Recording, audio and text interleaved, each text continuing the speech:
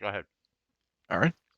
Where last we had left off, you guys, after having escaped the machinations of the Mad Mage Madgoth, have decided to wander up rather than down within Undermountain, wandering not back to the Willowwood which you escaped from Willow earlier, but up to a recently discovered level within Undermountain that seemed to be the remains of some dwarven kingdom. Whilst exploring, you came across a couple of Duergar that were hiding from your presence. Upon questioning them, they led you to their leader, a half-Duergar woman named Skella Ironeye, who shared with you that there was a set of magically locked doors that were being protected behind a dais, sat upon which was an altar that contained some clay creature that was killing any of her men that she sent to it. While examining the temple on which she stood, Dreloff, you recognized that the symbology used on the doorways within the temple was very similar to the symbol on your father's pendant. After defeating the clay golem on the altar, you decided to place your hand against the doors, as it was transcribed that only the hand of a dwarven king may open the hallway beyond. Miraculously, the doorways did open at your touch, and you went beyond to find a room that was covered in a natural crystal wall. While resting in there, a vision came upon you of a young dwarven miner, a commoner, who, through various travels and adventures, managed to gain a sort of prominence amongst other commoners, and found these ancient halls upon which a mithril kingdom was founded.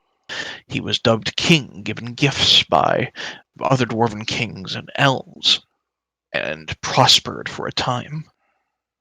While resting in those mithril-covered halls, dreams of your past, happy dreams, came to most of you, although to Kay, a brief and somewhat curt conversation between him and his patron Rivalova is all that occurred there. Kay has begun to wear a necklace around his neck that most of you had not seen him wear before, a symbol of the god Tyr, god of justice. Upon finishing your rest, you came and found fresh bodies of Duergar slain beyond, and no sign of Skella or her entourage. You've taken it upon yourselves to explore further, coming across a few more Duergar who attempted to assault and, in some sort of effort, chop off Dreloff's hands. They were handily pushed back, a few of them retreating. In the hallway in which Julie and Treverin now stand, Julie is mining a mithril vein that sits along, or mithril inlay, I should say, that sits along a fresco on the wall. You had found a number of rooms that detailed the life of the young Malerkin king. His rise to prominence, the gifts that he had received, including a gem-studded cloak, which you last saw Skella Ironeye wearing, and have just recently found this room of these wooden pseudo-donkeys that are made out of kegs and wooden stilts. If you found that sitting upon them, you can command them to ride like regular donkeys, magically. That's kind of where we left off, with Kay doing laps and Singe riding around on a wooden donkey.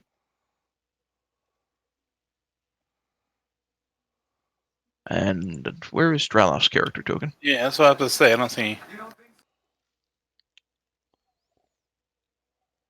I'll put you in there now.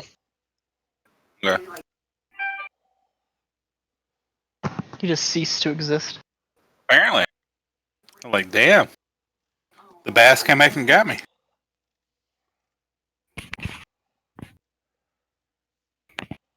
All right, what would you like to do? I'm gonna head west because I'm curious what's down the other end of this hallway down here. All right, I assume you're riding the donkey while you do this. Oh, for sure. Why wouldn't I be? Okay. Just to make this easy on myself, I'm actually going to go ahead and just enable you guys to control it. Just note that despite the character sheet, it cannot actually attack. Question. There he goes. Shoot. What about ramming speed? No.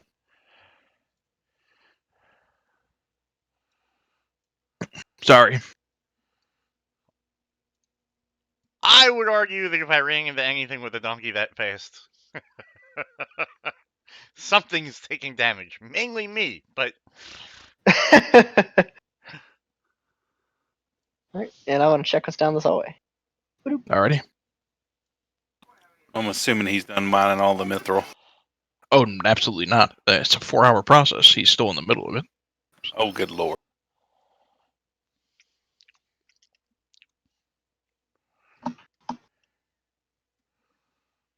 So we just gonna leave the big man behind?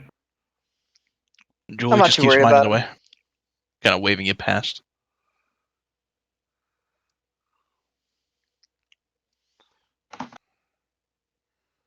I was say, is this hallway? It is a hallway. Cool. And there is a shattered doorway to the north. I clicked on the wrong thing. what? I accidentally changed. turned my token into the donkey.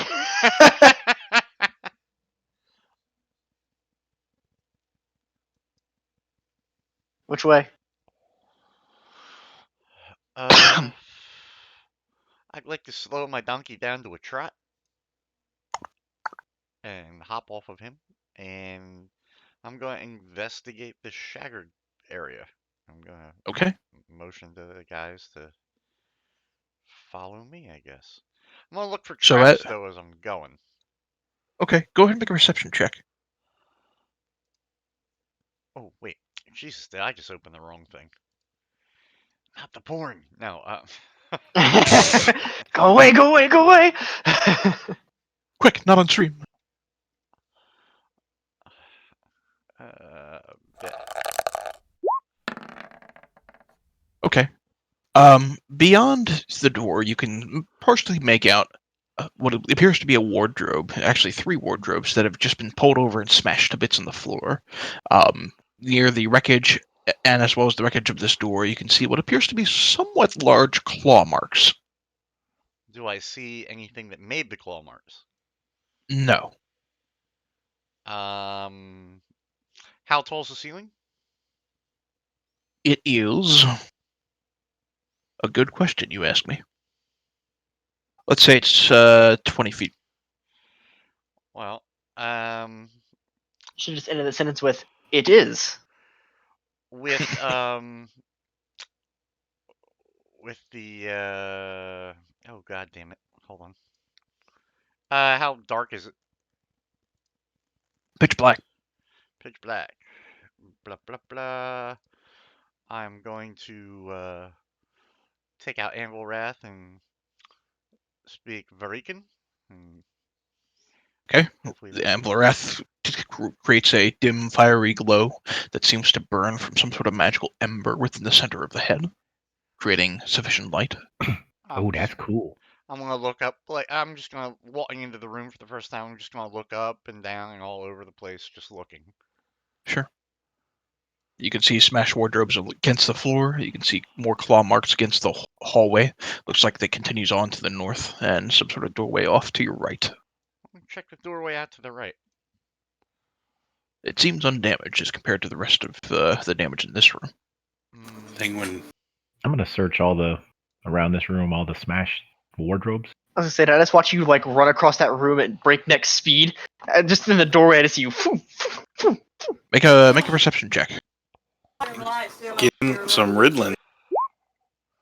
While you're searching amongst the wardrobes themselves, you do find hiding amongst them is a pendant that has a hermitite gem in the symbol in the center of it, and the pendant is in the shape of that same sort of 3-mountained shape that was on the double doors that were opened earlier.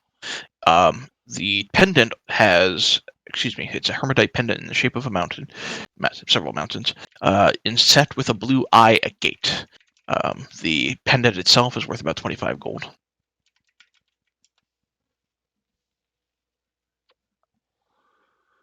I'm gonna go ahead and put this in my pocket. Okay. At this point, I'd say nobody's really paying attention to you, so I wouldn't argue for you to make a sleight of hand check or anything. Still checking for traps, mind you. I'm gonna try to open this door. Is it open or is it locked or? It is not locked. As far as you know, it's not trapped. As you open the door beyond, on the other side, you can see there are, against the eastern wall, 3 dry stone basins, and in the southwestern corner is what appears to be some sort of cabinet that is just hanging open. That was on the east side. Yes, well, the basins are on the east side. Southwest is the cabinet. I'll approach the cabinet cautiously, just because I don't know where I'm at.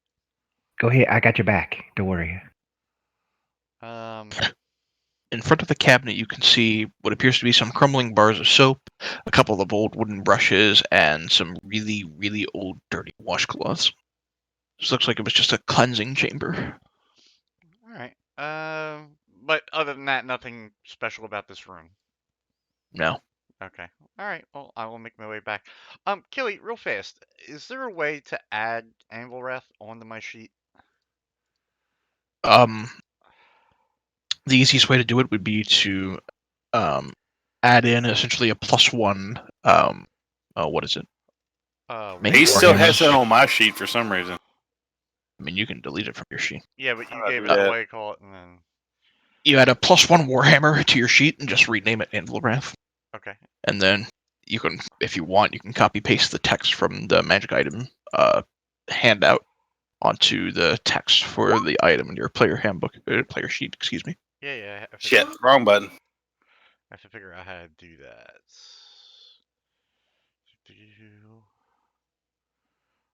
Well, actually, can I just edit the Warhammer that I have on there? Because I don't think I'd be using it. Good, yeah. If you already have a +1 Warhammer in your inventory. Didn't mean to roll that.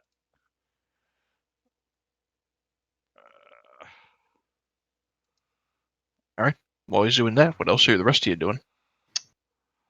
I suppose I'm gonna follow him. All these guys are gonna go trotting here. All right, I have no idea. Yeah. Since he took care of that room, I'm gonna go up here and look. See what's up here. Leaving your donkeys in the hallway behind. Yep. You can see there's what appears to be a carved out space in the rock wall directly to your north.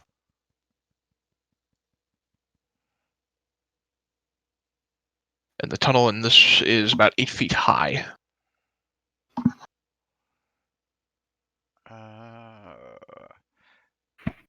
I'm sorry to ask this question. God damn it! I'm sorry to ask this stupid question. To add it to do a two-hander, what would I have to change? You already It'll be have Warhammer 1. Well, you have. Well, that's plus up there. I think it'd be easier just to pull it off, like look up for it in the search and just drag So and you drop have- it into your stuff. Oh, hang on. So let's just solve this now. So you're clicking on Warhammer +1 currently in your attack detail up there. Well, I couldn't edit it. I dragged the Warhammer +1 to the bottom. Okay, so first off, let's go ahead and just rename that to Anvil Wrath. Sorry, I'm still unfamiliar with some of the tools. That's okay. You're gonna learn today. Hang on.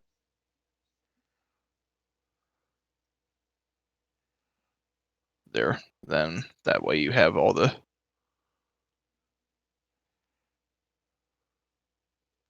kind of have all the details for the information there.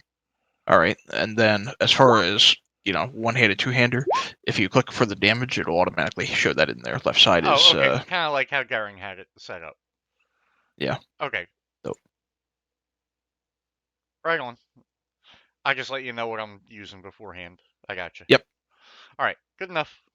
All right, I'm going to rejoin the guys and come back. See, I told you I had your back. I appreciate it. Yeah.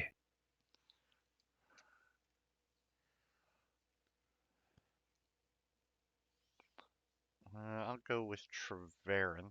I'm still looking around for traps and such.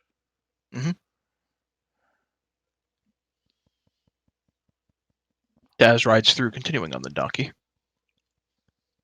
Okay, like I said, this path seems like it was just carved into the natural rock wall. It's not part of the ruins themselves. And, for your benefit, it looks like it leads further up. I will let the gang know this is probably an exit point. If we're done exploring. I don't think we're done exploring.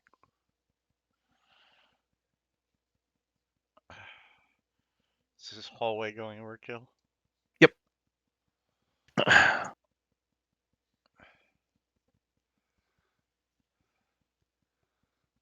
By the way, Crow, you are muted in Discord. I know.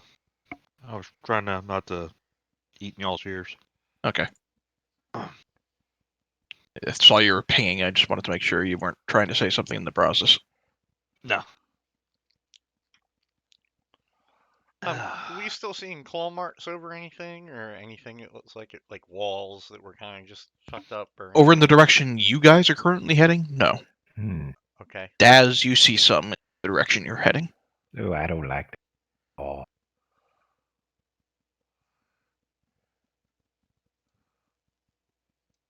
There's more claw marks down that other way. Good to know. Did you kill it? Yeah, I did.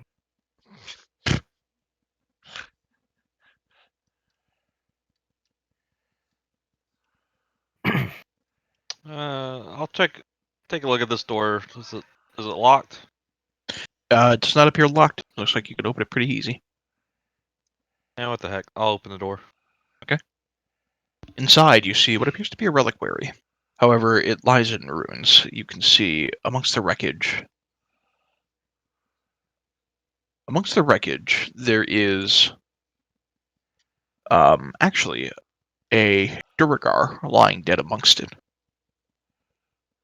Wrapped around him is his own esophagus. Okay. I checked the ceiling. Is there anything on the ceiling? Nope. Does it look like this is the Duragar who ran away earlier? No, this looks like a different Duragar. So does it look like the body's been here for a while? Somewhat recent. And the room is just scattered with all sorts of random stuff. Ritual art, religious statuary, that sort of thing. So nothing of value. Okay. Any particular religious paraphernalia that looks out of place or anything like that? I tell you what, my cleric, go ahead and roll a perception check while you look around. Yeah, okay.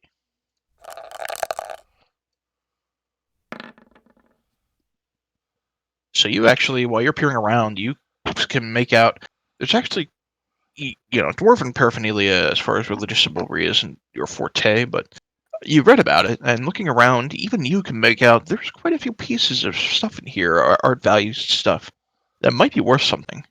So amongst the room, as you're looking around, you see there's a lapis lazuli 10-inch tall statue of a dwarven king. It's chipped, so it's only worth about 75 gold. Oh, hold on, I'm writing this down. 1 second. Mm-hmm. Jesus, can't type. 75 gold. Okay. There is also what appears to be a funeral shroud. It is inlaid with shards of blue quartz sewn into it. That shroud is worth about 125 gold pieces.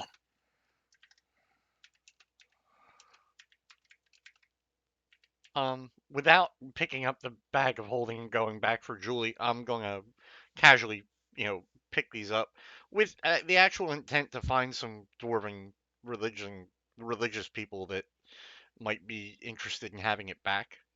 Mm-hmm. Go ahead. The last thing you see is a 1 foot tall, 3 foot long alabaster triptych that depicts a dwarven wedding that is worth 250 gold. That I'll leave there. It seems like it would be a little large to try to be Yes, and carrying. it weighs about 25 pounds, so it would take a little bit of effort to carry it around. Oh, you could totally lash that to your donkey, your wooden donkey. Yes, but I don't see climbing out of a dungeon like this being too easy to manage with it, especially if we needed to be somewhere in a hurry.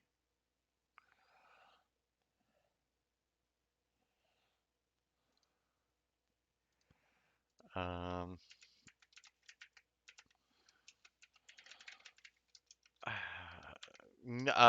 other than that, nothing else. Nothing Those are the further. three things that stand out to you of being some actual worth. Anything else that might have been of worth seems to have been destroyed or otherwise somehow desecrated with the body of the Duragar. All right. Moving over to this door is seem like it's locked or Nope. I'll open it. Okay. Entering into the room beyond, you can see along the eastern wall there are 4 work areas, each of which consists of a stout desk and a swiveling stool. Sitting above each stool is a lantern hanging by a chain. It looks like the space may have been used for metalworking of some kind. Does it look like the lanterns are full? No, the lanterns appear to be empty. Oh. All right. Well, there goes that idea. Um, anything else in here? There is, as you're peering around, go ahead and make a perception check for me. Sure.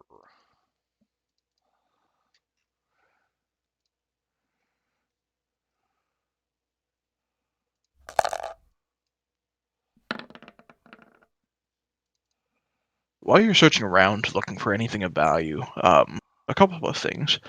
Within the room itself, there's also an iron furnace shaped like a cone, as well as a water barrel. However, the water barrel is cracked and it seems it is now empty and dry. There is leather gloves, some various metalworking tools, some aprons, etc. Amongst the search of the work areas, you do find one set of jeweler's tools and a set of tinkerer's tools. Um, I'll point them out to the guys and ask if anybody wants to grab those for any particular reason. Do you think they might be useful? Uh, I have no idea.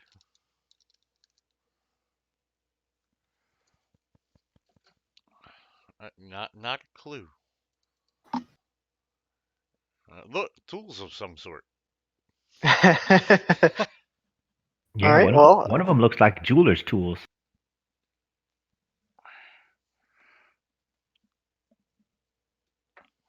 I have no need for them necessarily, but I wouldn't stop anyone else from grabbing them if they do. I'm I'll, good. I'll take it.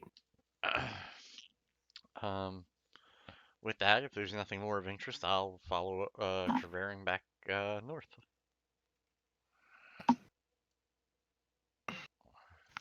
Oh, Jesus.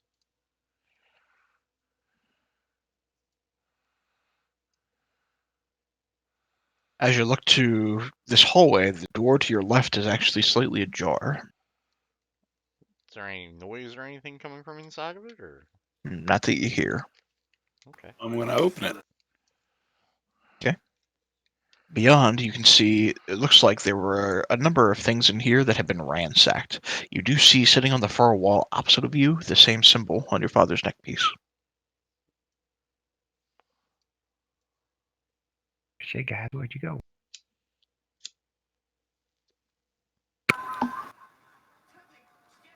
On the wall I'm facing.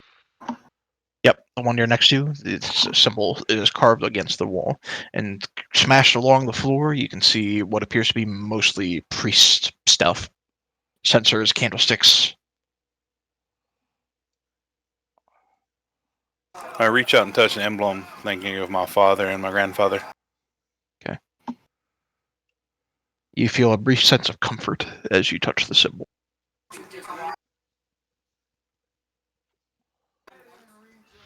Look at Kay and say, "Bitch, gonna die."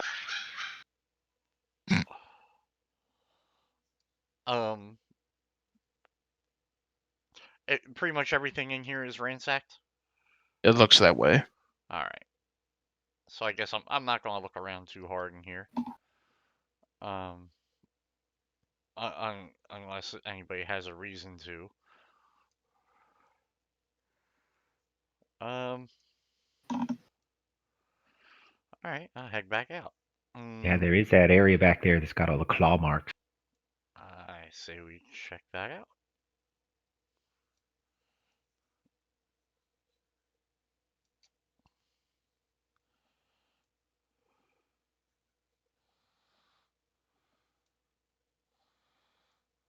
It's probably at this point that Julie would rejoin you and be finished. Were you able to gather all the mithril you were looking for? He holds up the bag and just kind of jingles it a bit, which doesn't jingle because it's a bag holding.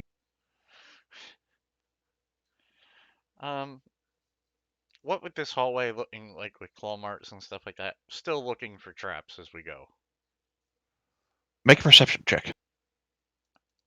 No.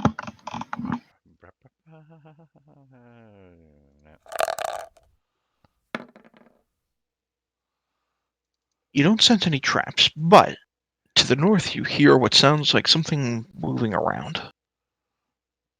I'll hold up my hand like special forces style and be like, and just turn my head like unnaturally around because I assume dragons kind of move a little bit more like snakes, and just be like, put my finger in front of my lips and cautiously move forward.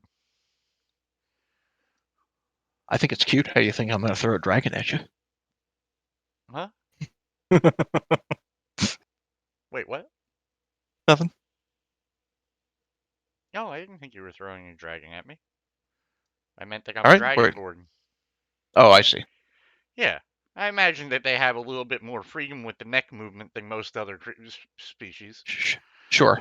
From here, Draloff, you can just make out what appears to be a long table in the other room and what appears to be a couple of broken rocks sitting along the tables.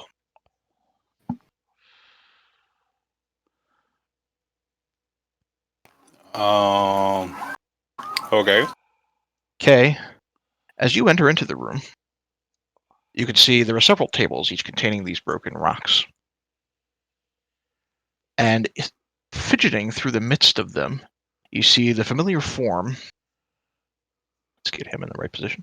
You see the familiar form of another one of these Zorn, these gem-eating creatures. He appears to be just picking up the rocks and just trying to lick them as best as he can. And as you enter into the room, you watch as it goes. What are you doing? It starts speaking, unless you speak Terran, it starts speaking in a language you don't understand and pointing in your direction. And it's licking rocks? Yep.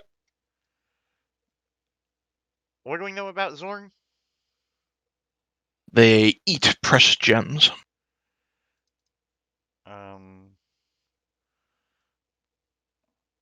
Does anyone have a gem to give it? There were all those gems I gave to Boss Man over here that he put in his bag from that one throne thing. Julie, if I know him as I think I do, would probably not be particularly ambivalent about sharing gems. Although, guys, you gotta admit, he's only one, and there's like 6 of us. Yeah, but he's not moving to attack us. Could be. I think he might be casting some sort of funky spell. Do I think it is unlikely that a Zorn would, or do I think it is likely that a Zorn would cast a spell? Not based on previous experience. I turn to Daz and I'm like, Daz, that would be like you casting a spell. You do see that it is growing more and more agitated. I'll take, you know what? I'll take the the the statue out, and Okay. I'll kind of like, you know how you like approach a strange dog Mm-hmm. and you just kind of hold it out there trying to get it to take it from your hand without taking your hand. Mm-hmm. That's what I'm going to do. Okay. So as you pull out the statue and you take a couple steps forward, it begins to look at you excitedly. The room underneath your feet begins to kind of lurch a little bit, as if something heavy just moved underneath of you. And you kind of stumble forward, the Zorn kind of stumbles backwards. And then you hear the voice of Hallister Blackcloak echo through your heads, as it says, "You know, despite popular opinion, I was well aware of the Malerkin dwarves in this lost level of Undermountain. As I said before, many, many times, all of Undermountain belongs to me. I was there when the Malerkin dwarfs first created the kingdom, when the humble king arose to such prominence, and watched as the orcs, the drow, and other meticulous beings of my whims rushed into these levels, and, you know, I don't really remember the details. It wasn't very quick. I think I remember that much. It gets harder these days. Anywho, I thought, what a wonderful way to bring back such a forgotten space for the newest season. But it wasn't easy. I had to dig through the meticulous trenches of under society in order to find the best tools to open it up amongst the various levels hiding under my design. And how do you go about opening such levels? Well, the ground underneath you begins to lurch forward once again, this time heavier, and you feel the sense of something big beginning to stir from underneath you. And I immediately ready my sword. finally, the Mad Mage says, "I find that the best tools for dungeon creation are the natural predators of the deep." And you watch as the ground underneath the Zorn erupts. It is thrown straight up in the air, and you watch as a gigantic maw, like a predator beast erupting from a ground sea, just lurches up and swallows it in one giant bite as a large purple worm emerges from the depths. I need everyone to roll initiative. Sure. Before I do, will you allow a free action of me immediately pulling back the statue? Yes, I will allow that.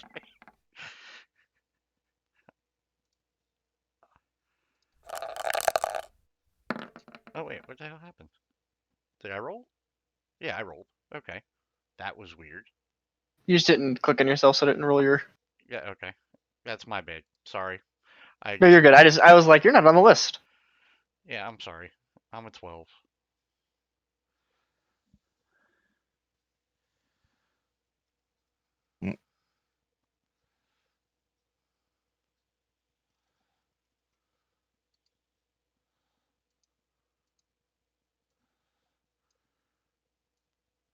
Hang on. Yeah, sorry about that.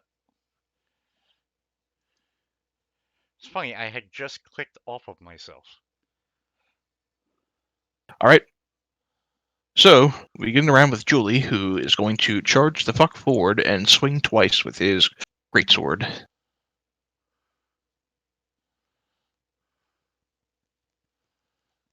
Excuse me, I meant to do that with the longsword, not the greatsword. Doesn't matter, he has the same attack bonus in either case. I'm just going to do this. Doesn't really help me. Anyway, I'm going to count the 16 and the 18. The 18's going to hit, the 16's not. Alright, doing 14 points of damage to the character. And we'll move on to Dez. Holy shit. Gonna plink off 2 shots at it. Alright.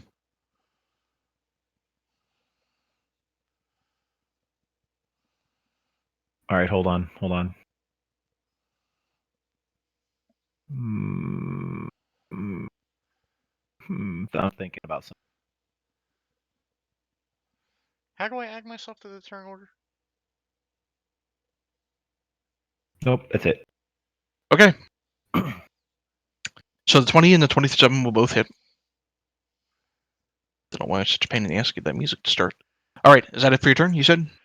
No. Does the mule that I'm on, does its movement affect me? Like, can I tell it to go somewhere without using one of my actions?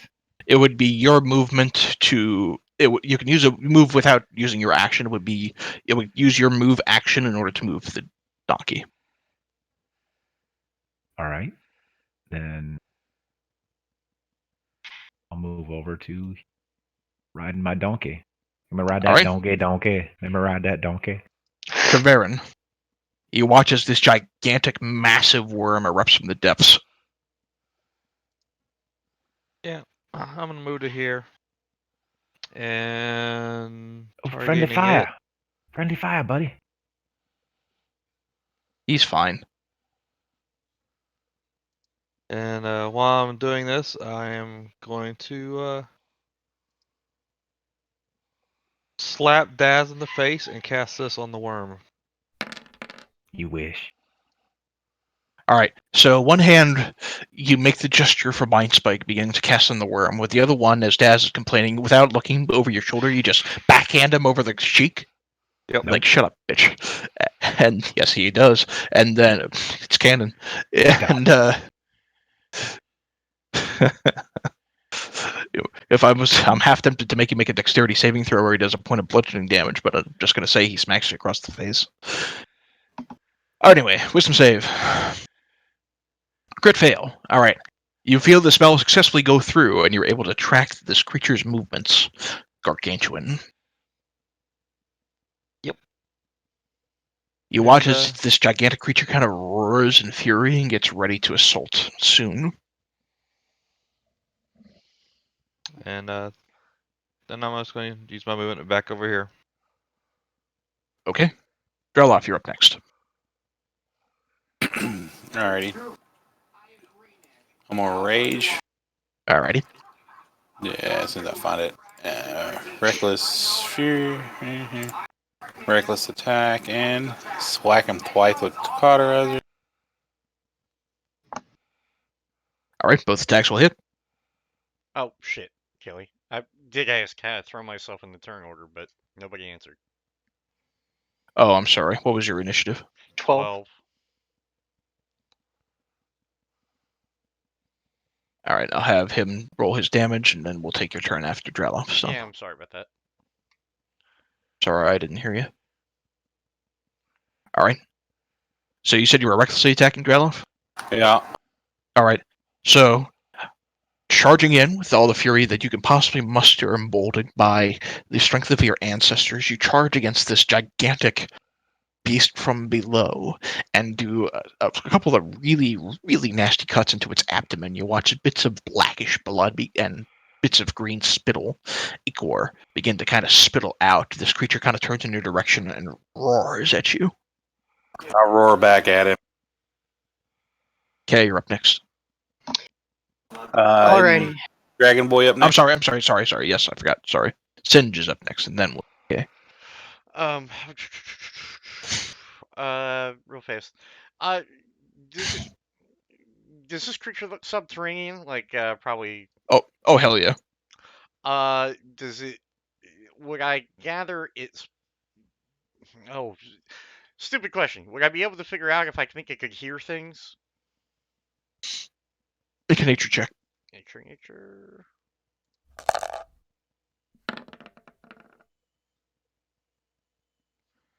You remember hearing about purple worms during your time studying in Evermeet? You don't know too much about them, but you do know that they're able to sense tremors within the earth. Okay. So with that knowledge, I'm just going to attack. Okay. And this will be one-handed. Okay.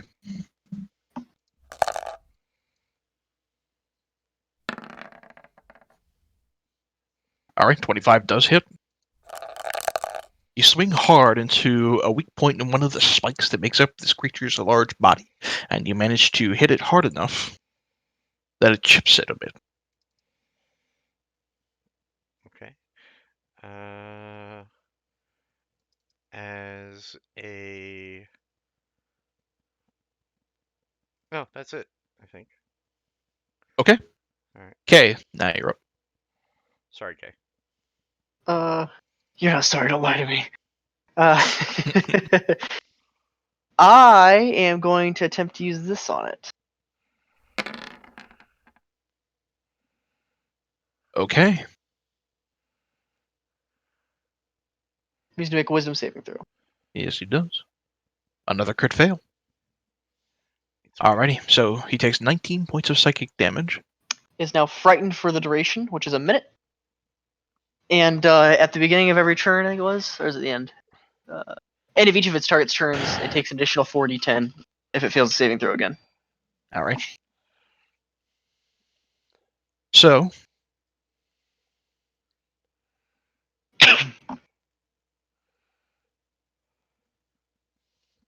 this creature has an intelligence of 1. So, it's as far as the manifestation of its deepest fears. It's probably not going to fear much How other about a than bigger? How about a bigger fish? There's always a bigger fish, Kelly. aside from maybe a bigger predator. He's scared of the bass. I made the octobass appear in his nightmares. Octobus loves worms. Hmm. So it looks. You watch as his attention suddenly turns off to the left there as this manifestation begins to take root. And then, are you done for your turn? That's the only thing I can do, sir. Okay. On its turn, it's literally just going to burrow right back into the fucking earth. Perfect. So you can take attacks of opportunity against it, but it's literally just going to run away, and this is going to end combat because its instinct, intelligence 1, its instinct of survival is going to kick in. It's going to get away. All right. Well, I'm making an attack of opportunity just because. Sure, I'll smack it. Same here. Okay. So Roll a fucking 8. 2. 11 was not going to hit. 23 and 18 both will. I am going to make a wisdom save at the end of its turn just to see if it saves against the spell. It does not. I'm just going to say combat ends as you guys get 2 more hits off on it. Well, hold on. It also takes an additional 4d10. Yep, go for it. And even though it's burrowing and trying to get away, I still know where it's at. Yep, it begins to burrow deeper and deeper down. You can sense it goes several hundred feet below, and the tunnel, as it kind of burrows away, it doesn't stay there. There's rubble and rock that just kind of blocks it up behind as it begins to burrow deeper into the earth. Can I just say, anytime you run into a creature and I cast a spell, it'll just always see about octobass? Sure. Everyone will be afraid of the octobass eventually. I ran into the legend and died. Okay.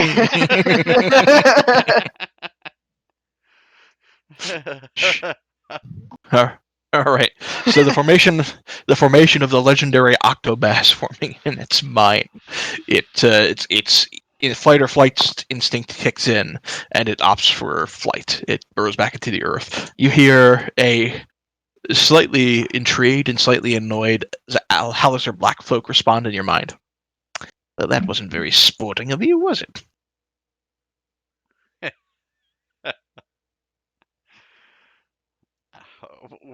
I assume there's a big hole in the middle of the room now. It is, but it's covered with really heavy, dense rock. So, like tremors, creatures, sort of. Kelly, is this a pit or something in front of me? Yes, it is. Inside, you can see there are a couple different rocks. Ooh, shiny rock. What was the creature called the Zorn? Mm-hmm.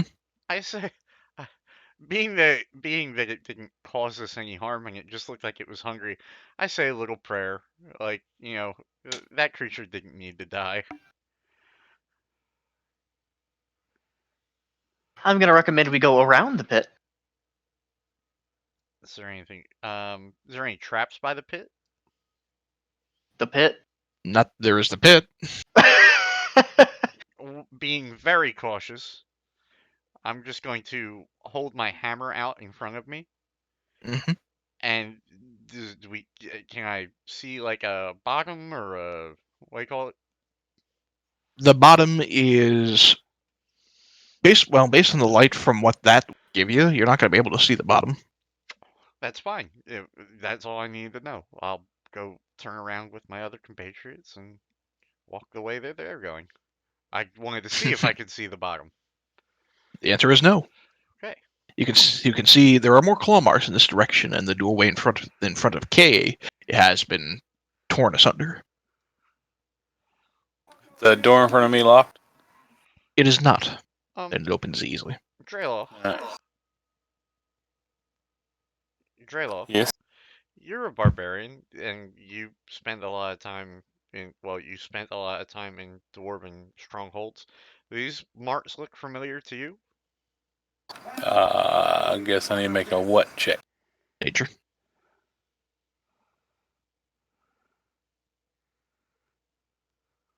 I'm going to count to No. 3 and say no. Yeah, sorry. I forgot I had that turned on.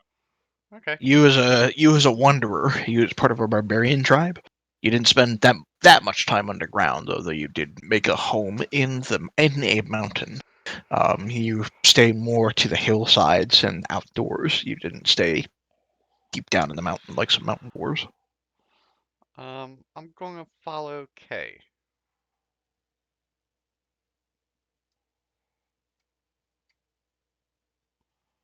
Okay. Okay. In this room, there are 4 more quartz pillars, each giving off some dim light in this room. You can see another destroyed door to your south, also looked like it was stone. In the middle of the room, there are more what appears to be work areas. However, they have been just completely reduced to rubble. Um, Being that this room is kind of grand, is anything standing out other than the normal shit? Nothing that's particularly stands out to you. Okay. Um, I will say go ahead and make a perception check. Okay. I'll say that.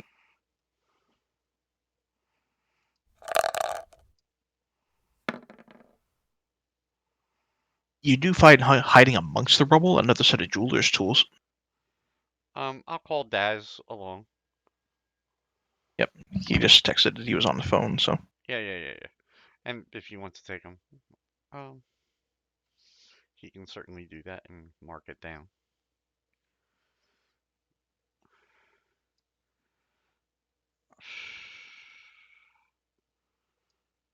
I'll follow Treverin, or if Treverin wants, I'll jump out ahead. Yeah, I'll continue on. Okay.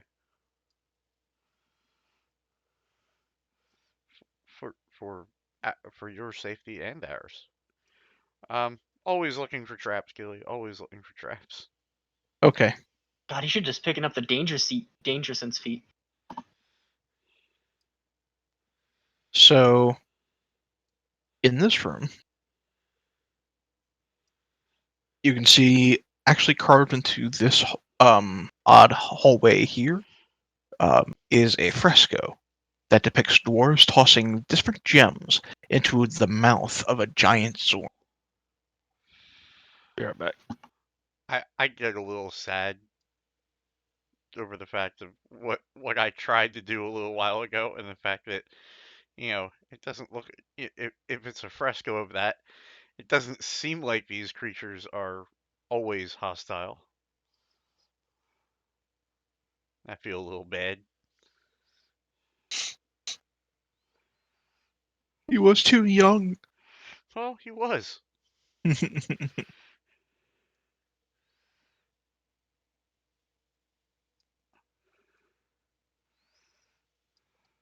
I'm gonna go right first and see if this connects back to the inner chamber. Go with you. Still claw marks and stuff around here, Killy? There are claw marks in the direction that K is going. All right. How much care for that? These double doors in front of me, they have anything? Hang on a sec. Let me do some more brief reveals. This hallway that Mr. 120 Dark Vision is standing near. I'll make it easy for you. I'm literally just gonna see if this connects to this area, because if it does, then I'm gonna walk away. Just need to reveal a couple of things as you pass by, though. I'm back. Welcome back. And yes, it does connect. Okay. So,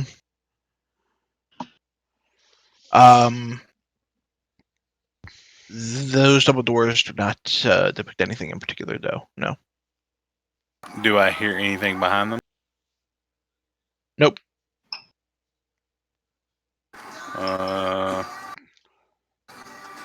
Sense any traps on them? Nope. I'm gonna push one open. Beyond is a long circular hallway that is also dimly lit by, brightly lit by 4 pillars.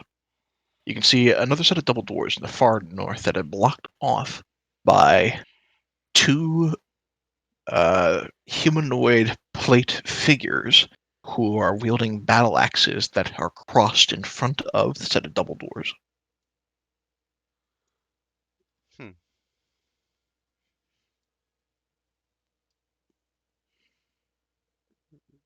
I'm gonna explore the room. I tell Droloff, well, Mr. King, why don't you go meet your subjects? Do they look like they're moving, Killy? I can't see probably yet. Nope, they have their battle axes crossed as if blocking off the double doors behind them and are standing resolute.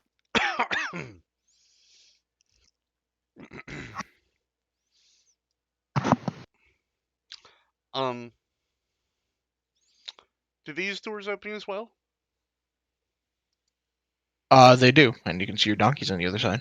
All right, I'm just gonna grab my donkey and bring him into the room with us. No me.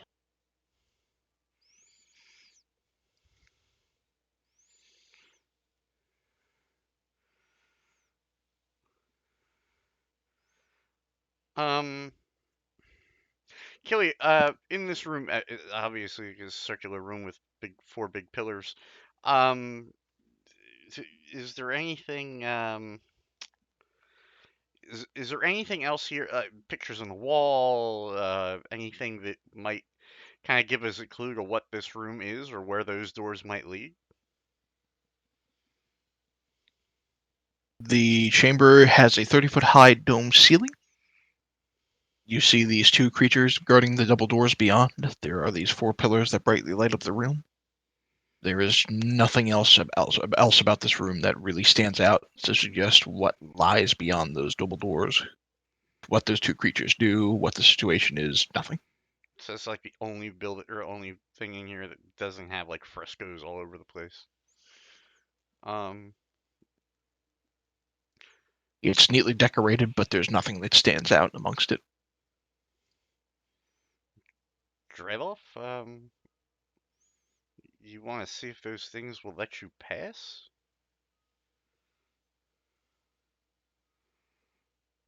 Drelop, as you approach, the battle axes uncross. They step aside, and they appear to be allowing you to pass. I turn and look at Javan and go, I'm a king, bitch! And I push open the door. I roll my eyes and go, just what we need. A dwarf who thinks he would be king. In the room beyond, you can see an oddly shaped room that appears to be some sort of shrine. Singe, as you begin to approach, both of them immediately step in front of you and cross the battle axes again. Okay. Can I tell them to let him through? Make a persuasion check. Oh, I'm gonna fail this. That's the spirit. Hey, Killy never thought I could talk a kobold queen into following us, but didn't I do it? You did with the crit. I'll tell you right now that 3 is not going to do it for you, though. No, I'm aware. Oh. You ask them to let him pass. They just continue to block the way. Okay. Oh, Killy, without touching them or aggravating them, upon like real close inspection, do I have any idea what these are? Make an Arcana check.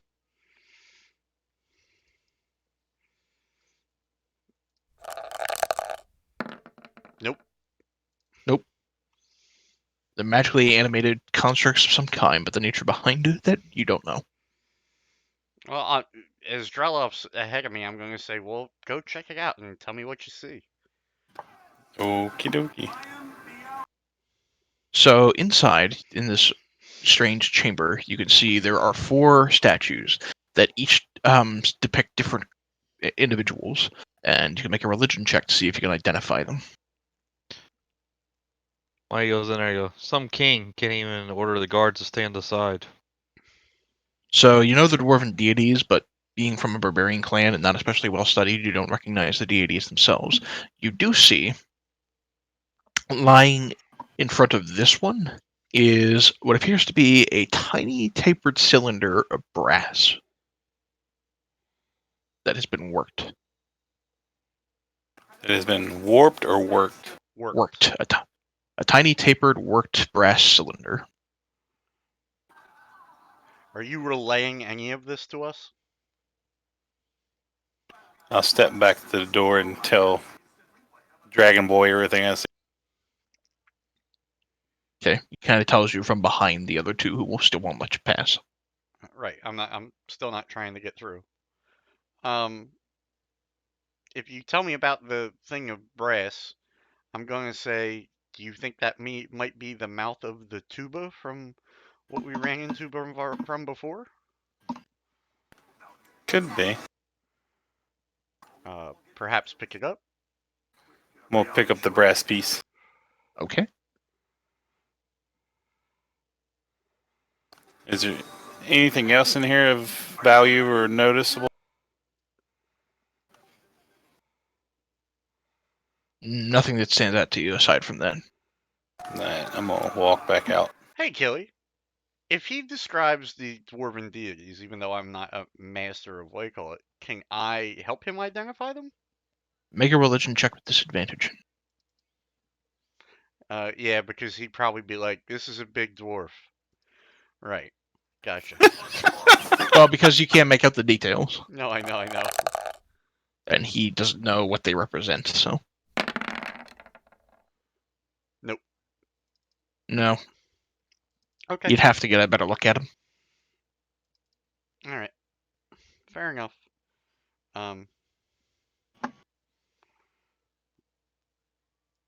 I say that might be all we can find out here.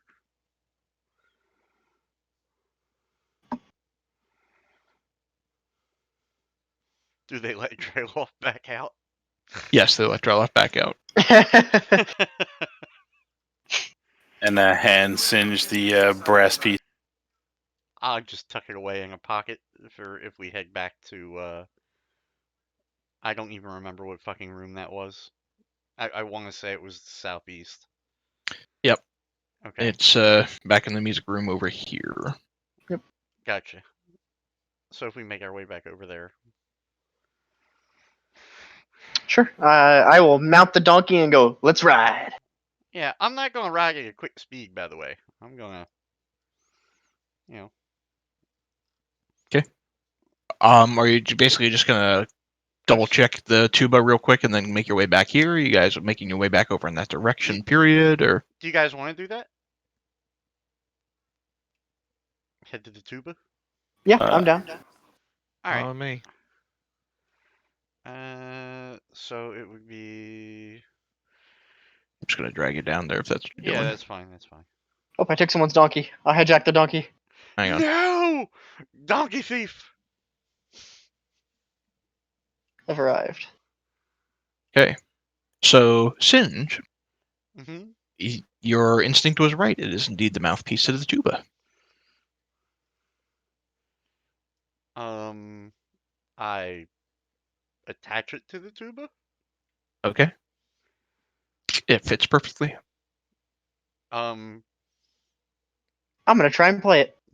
I was Yep. gonna say my lips aren't exactly made for a tuba, but certainly.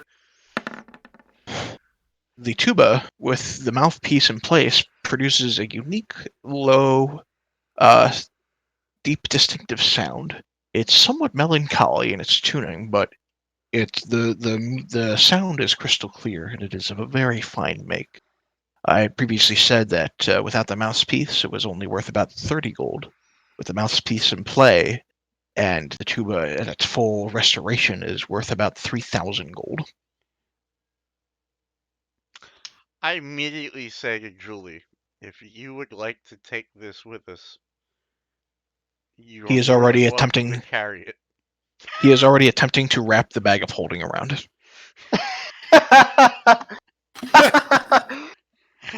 Shit. If he Can we has make the to dwarf wear it like a backpack? wait, if he has to wear the tuba, does it count as like magical armor, or at least give him AC +1?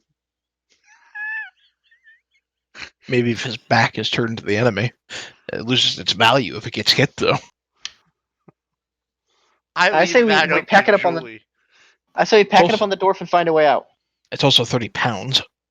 Oh, Yeah, the dwarf can carry that. what about the donkeys? If you want to set it on a donkey and let it carry it, sure. Deal. I put it on Dralow's donkey. Why the fuck's got me my donkey? Because you're the one who's gonna have to carry it once we get out of here. Oh dear God. No one else can carry that shit. You set on the donkey, the tuba carrying in the back, and it begins to magically play on its own. The bum bum bum bum bum bum bum bum bum bum bum bum bum. Okay. Uh, wait, does it actually play on its own? No, I'm just giving No, you okay. shit. No, I was gonna say because that would be like a perfect thing for a distraction. Push the donkey down a hallway or something like that, or tie a long rope to it and just slowly pull it along and see what comes out of the rooms. We can always just stuff the goblin into the tuba and have him sit on top of the donkey and ride it around. Uh, Fastball Special 2.0. I don't think anyone has the lung capacity to just shoot that goblin out of there. He wouldn't have to. He could just stick his head up, shoot, and then hide back down in the tuba. He's small enough. You've essentially made a Leonardo da Vinci tank.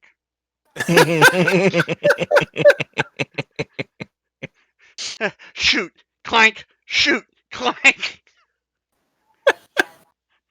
All right. I guess with the donkeys in tow, let's head back toward where we were heading. Maybe check this out over here because apparently we didn't, which I find very odd. Well, you ran into those Duragar, and they straight up escorted you to the temple, so. That's right, they did. I forgot about that. All right. I'm going to continue slowly down the hall, looking to see what we see. I think that's only like a 20-foot radius light, right?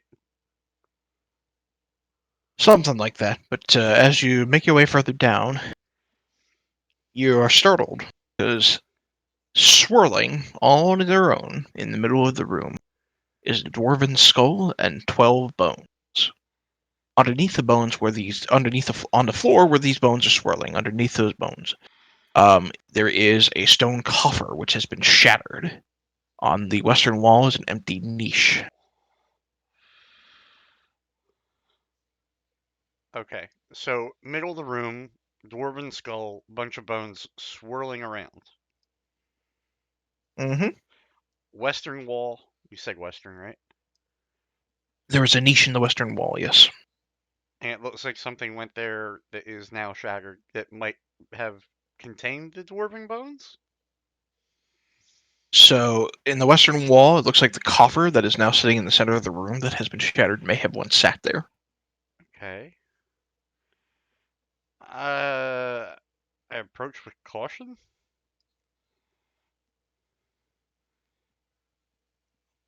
Does it look like these are doing anything if I give them a wide berth? Nope. Drailoff? ancestor of yours? I can't tell. Touch it. That seems to work for you so far in this place. Pick up the skull. As you approach the bones, I need you to Uh-oh. make a charisma saving throw. Oh, this is gonna be bad. Oh shit. Surprisingly enough, you feel as if another presence attempts to take control of you, but you barely manage to resist it and pull back.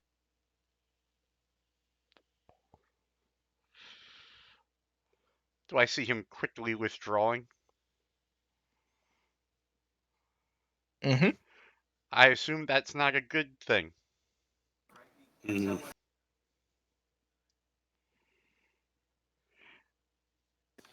I think the bones try to take me over. Hey, Kill, if the guys will, walk around the room, I'd like to spend a couple minutes here and like just cast detect magic just to see if I see it or can figure out what that is or Sure. So, casting Detect Magic, and by you that I can mean detect. ritually, by the way. Okay. So, taking the time to ritual cast Detect Magic, you can sense that there. You can actually sense the disembodied spirit of a dwarven woman trapped within those bones.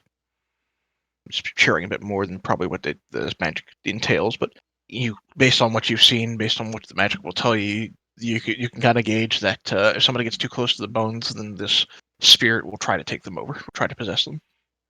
Okay. Mm,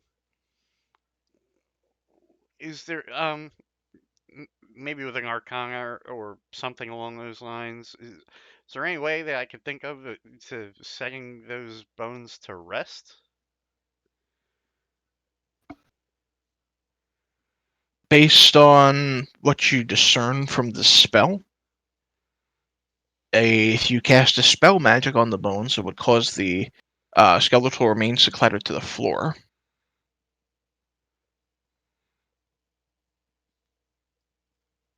Well, you said kind of like a dwarven woman kind of trapped there. Yep. If you I'm were to cast a spell magic, it would probably do away with the magic. I'm going to do that because I don't think The other thing I should share with you, since yes. you cast Detect Magic, Hmm. is you sense the western wall is an illusion. Oh. All right. Good to know. So what I'll do?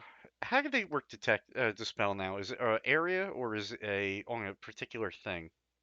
Choose one creature, object, or magical effect within range. Not an area effect, you choose a specific thing.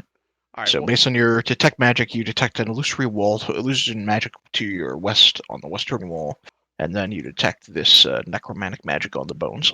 I'm gonna get the bones taken care of, and then I'm gonna tell the guys I think there's an illusion on that far wall. So there's that. Okay. The bones all clatter onto the floor, Um, scattering across the broken coffer.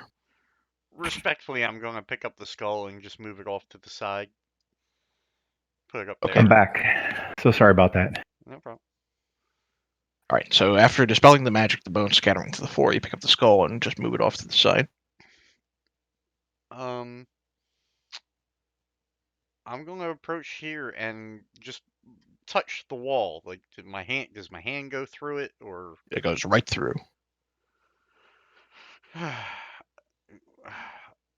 Daz, watch my back as normal, and I got your back. I'm going to step through and hopefully find foot. Like, I'm gonna put my foot through. Like, you know how you're testing out like if a floor is safe or anything like that. You just kind of like push like lightweight on it Uh huh. and just make sure I'm not walking into a pit. Okay. You're very cautiously push your way through. You do not walk into any sort of pit. You walk into a hidden, narrow passage behind. And as you Sorry. on the wall, on the western wall, there are four niches, inside of which are what appear to be parts of a jade staff that are encased behind glass in these niches, evenly spaced.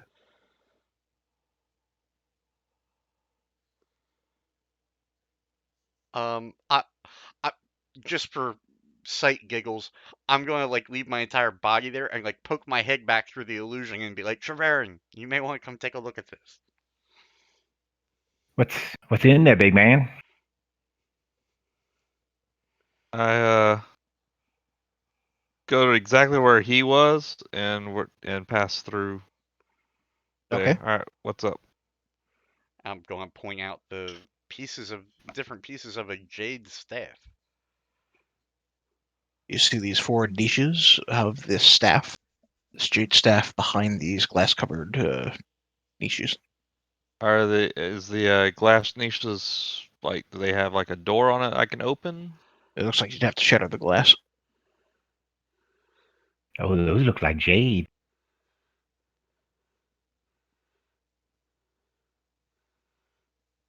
Kelly, do I see? Uh, Do I think there's any traps here? Do I like looking around? Doesn't look like it. Okay. I leave it to you, Treverin. How would you like to handle it? I'd like to make the goblin go up there and knock the niche over, or at least one of them. See what happens. Niche. Like a Is it little like a recess is in it the like a wall. pedestal?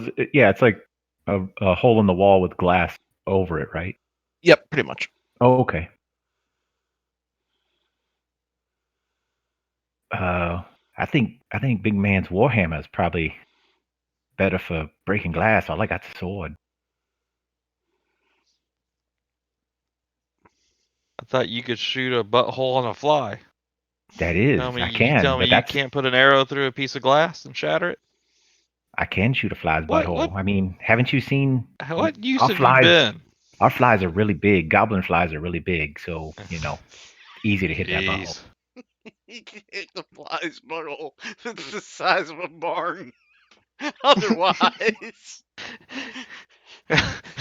I, I turned to Sid to say, I think we just found us a stormtrooper.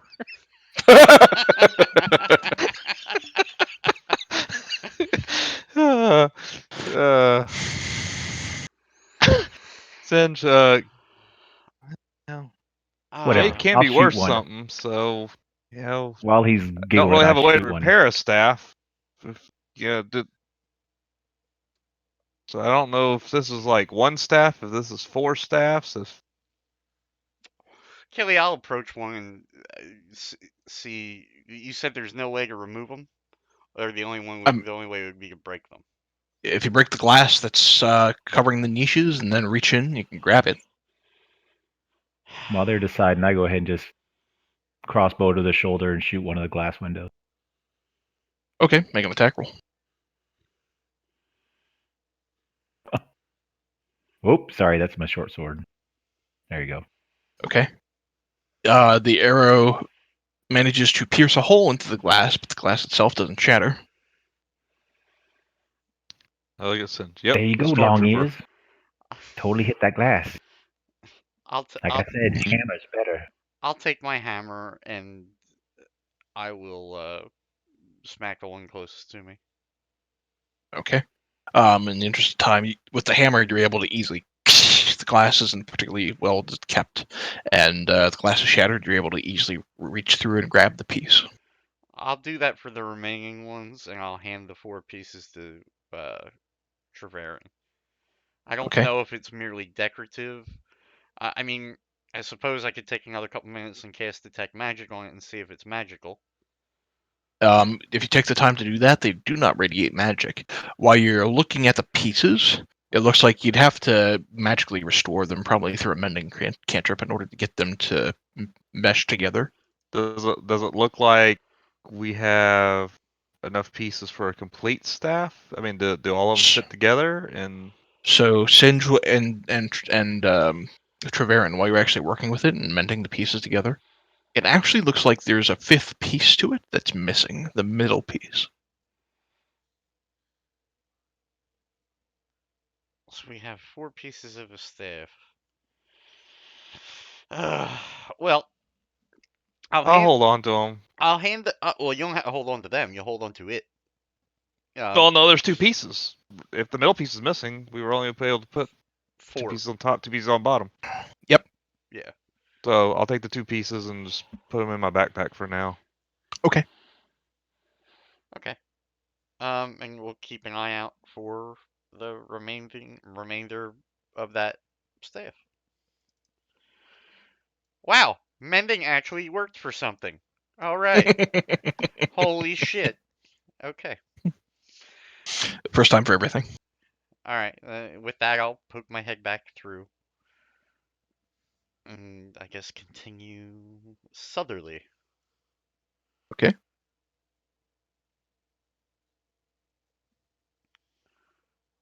Um, if I show if I show the staff to K, or I ask Drayloff, not Drayloff, Trevelyan to show the staff to K, does he get any kind of sense about it at all? Like, I don't know, anything that he might know? Do I recognize anything distinct about it? I guess with the pieces that they have.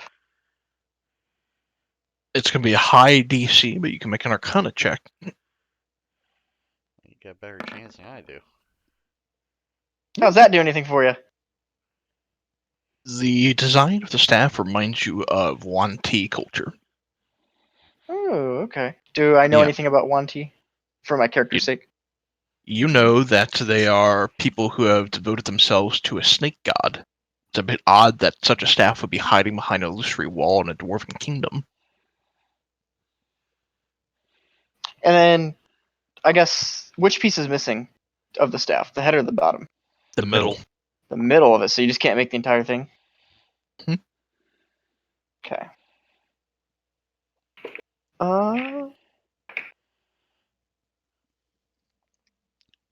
Nice twangy, by the way. Thank you. It's probably the only one I'll get all night. I will relay the information and say hopefully you can find the 5th piece in here. All right. Yep. I nod and just put the pieces back in my backpack for now. I'm gonna keep going south. Sin, while you're making your way south, make a perception check for me. I will do that.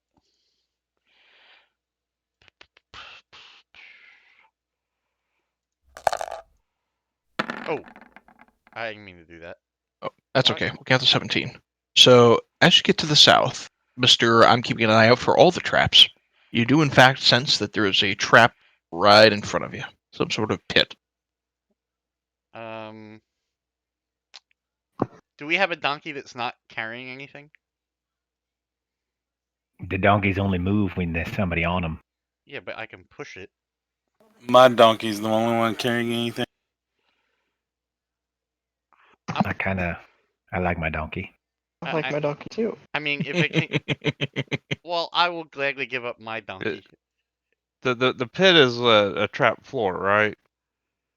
So the floor is there at the moment. So, Singe finds that in front of him there is some sort of trapped pit. The details of the pit, without causing it to swing open, you don't know anything. No, but what I'm saying though, but it looks like it's a solid floor at the moment, correct? Yes. Okay. I'm going Except for a thin line that outlies the pit itself.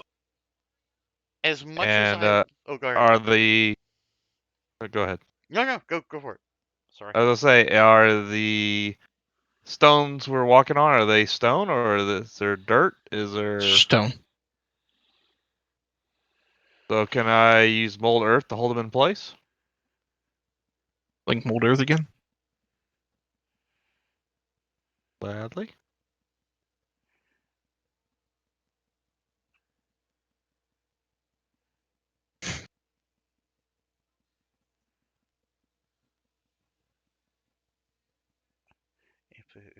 If the dirt or stone you target is on the ground, where does it say stone? Oh, dirt or stone. If you target an area of loose earth, you can instantaneously excavate and move it along the ground and deposit it up to 5 feet away. This wouldn't qualify. You cause shapes, colors, or both to appear on the dirt or stone, spelling out words, creating images, or shaping patterns.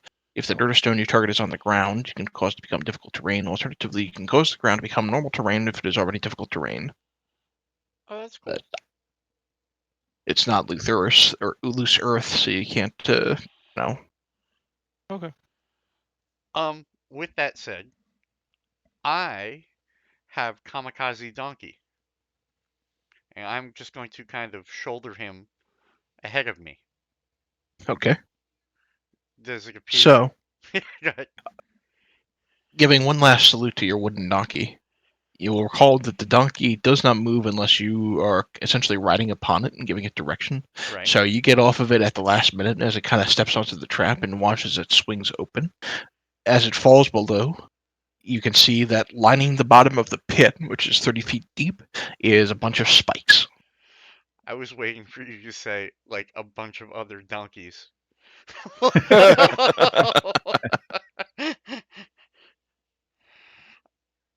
um, He takes 5 points of bludgeoning damage from the fall and 12 points of piercing damage from the spikes. Their donkey is destroyed. oh. How deep's the pit seem to be? 30 feet. With the pit Cool, open now, God does damn it it. look like there's a way across? It looks like you could try to pry it open. It looks like there's a spring mechanism that you could try to disable. Doesn't otherwise appear to be an easy way across. I'll give that a shot, even though I'm not exactly. Or I'll have Daz come down and see if he can give that a shot. If it's more like a lock kind of mechanism. You need my help, big man? Can you see if you can get this mechanism to stop working? I'll give it a shot. All right, I lay down on my stomach. Is whatever this mechanism is in reach on this edge that we're at? I'm sorry, what? The mechanism, is it on this edge that we're at? I'm laying on my stomach to see if I can reach whatever mechanism he's Yeah, you pointing could out. try to reach it. You can try to disable it if you want using a check with your thieves tools. Yeah, I'll pull out the thieves' tools. See what we got here. Not good enough. You think you get it, and then you watch as the door swings shut after about a minute, and you're still able to reach the mechanism in place to try to make it, but if you're not careful, you could fall in. Can I hold? All right. Can I hold his foot? Sure. All right, I'll do that while you try. Again. I'll try one more time. All right. This time, you're able to manage to snag it in place. Oh, do I hear a click or something? I think I Yep. did it. I heard a click. I don't know what the click means, but there's a click. Let go of me. I don't trust you very much. Meanwhile, just while I was holding his leg, just a little bit of drool came out the side of my mouth. I haven't had like anything odd in a while. We want to move forward? So did he lock it in the open position or in the closed position? It's in the closed position. It's I had said it closed. Yep. Okay. Yeah, let pointy ears go first. Make sure it's safe. You can trust me. Go 20 for it. years? Okay. Daz, go ahead. That's you, the tall one. You I- should go first. You're the one with pointy ears, Goblin. With their bickering going forward, I'll walk across. Okay. I got your back. Hang on. Yep. Take your time.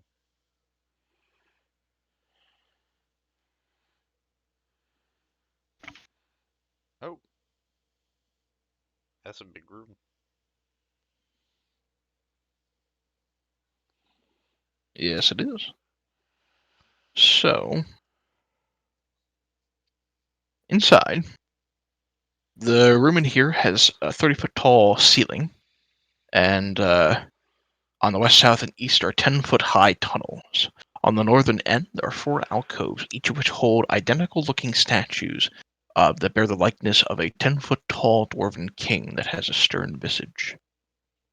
Drill off, because you have stone cutting, you instantaneously notice in the center of the room there is a section of the floor that kind of breaks away as if there's something under that's been dug up there, or otherwise buried underneath. On the south is a tapestry that has been torn. It is mounted on an iron rod that depicts the dwarven king that you see in the statues in the middle of fighting what appears to be a gigantic land creature of some kind in the middle of a gem-encrusted cavern.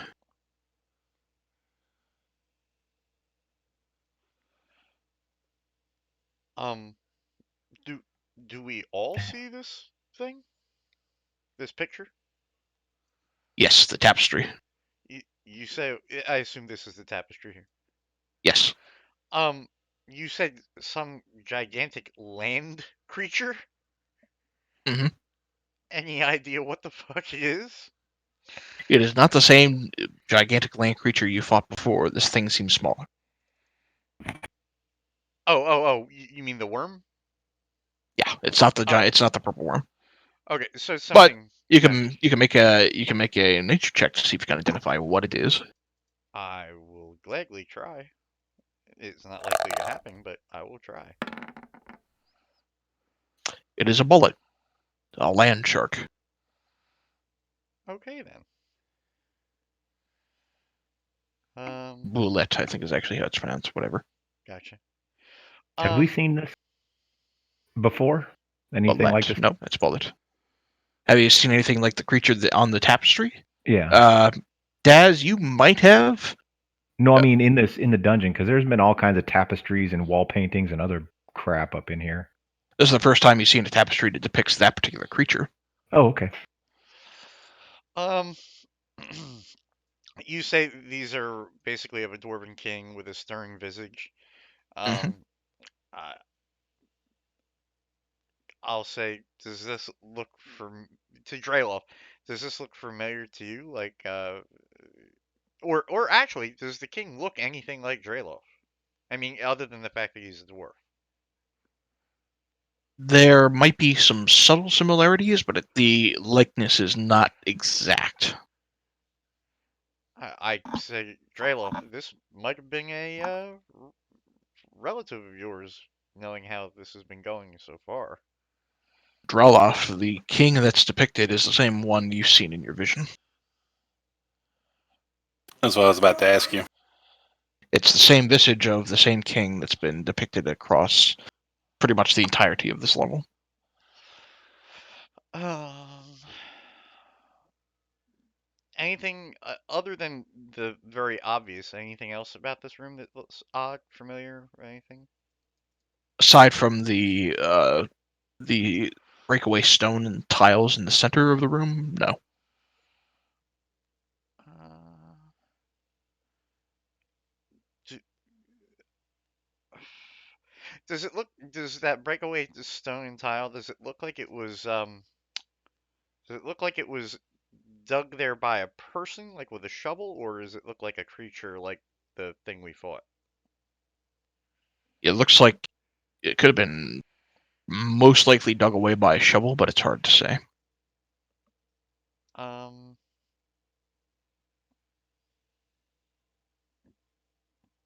dare we see if there's anything down there?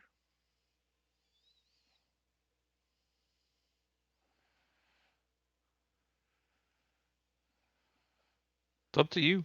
I'm game. Hey, if y'all want to dig, I'll cover you from over here.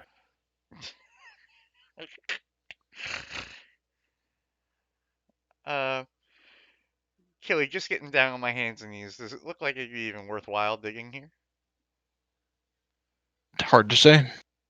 I will Um, also add, since you were looking at the room earlier, it mhm. looks like that the statues themselves could also be moved Oh. Does it look like by force or by any kind of other means? by probably pushing or pulling them.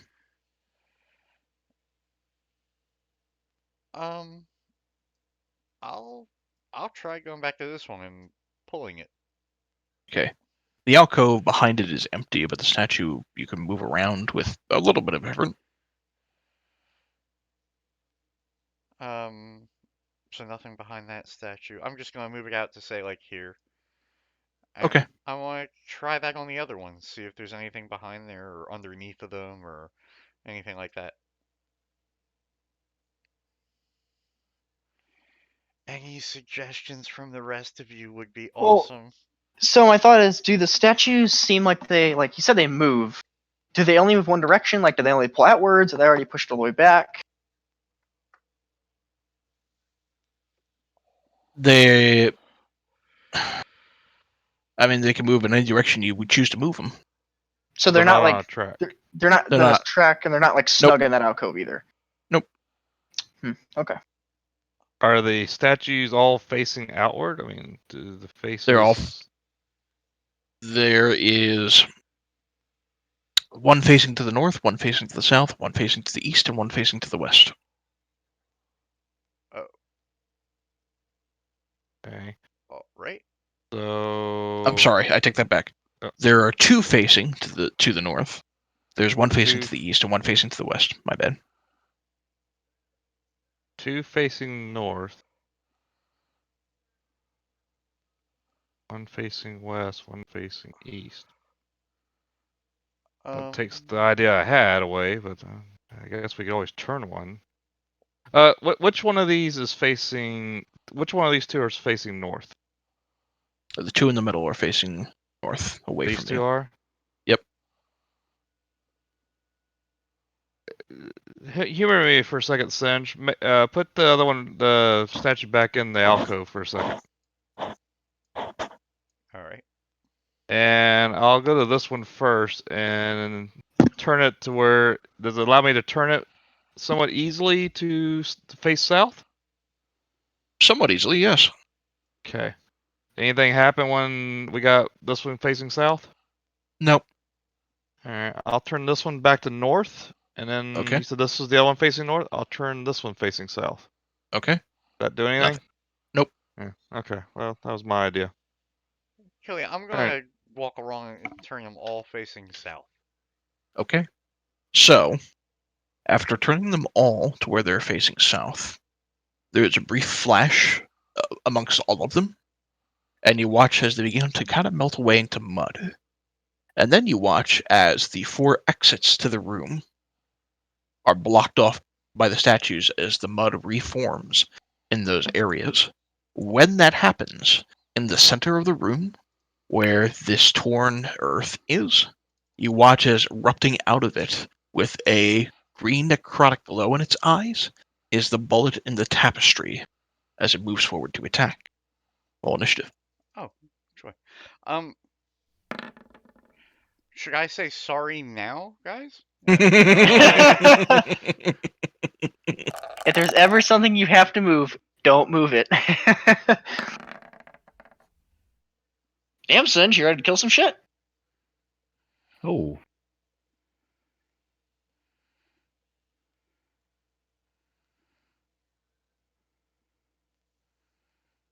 All right, send you up first. Uh, well, since I rarely ever go first, I'm going to move behind. No, wait, fuck. Hold on. I'm here. 30. Oop, fucking wrong thing, man. Killing me, Smalls. You're killing me. I'm going to move over to Drailoff over to here. And that didn't save it, so I'm just going to move over to here. And not Drailoff, Treverin.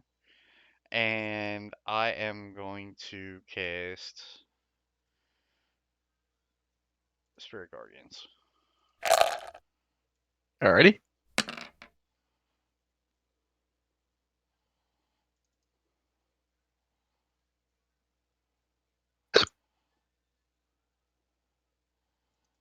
All right. As the Spirit Guardians are called, as compared to the normal, somewhat draconic taking guardians that you have been used to seeing Singe called upon, they instead seem to take the form of cloaked dark figures with concealed faces. The faces are concealed with faceless masks, black faceless masks. All right, well, that discourages me a bit.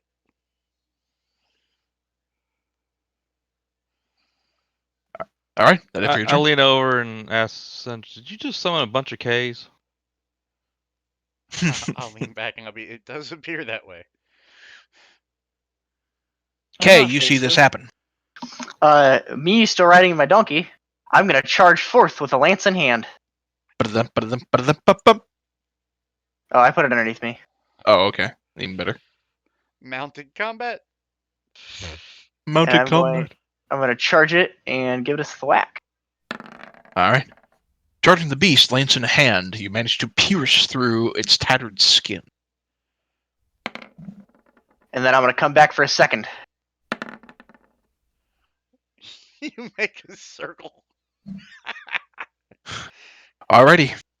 Piercing through twice on your mounted steed. This mounted keg steed. You managed to pierce it twice.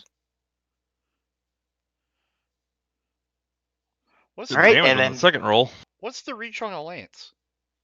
10 feet, yep, I think. I think it's 10 feet. Not sure why the wooden donkey has an initiative order there.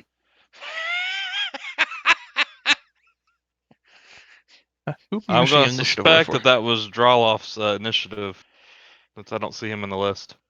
Okay, I'm gonna that was a guess you're 14. right. Alright, Kay, you're done for your turn? Yep, that's it. I give him 2 good charges and stop. Alright, wooden donkey dwarf, you're up.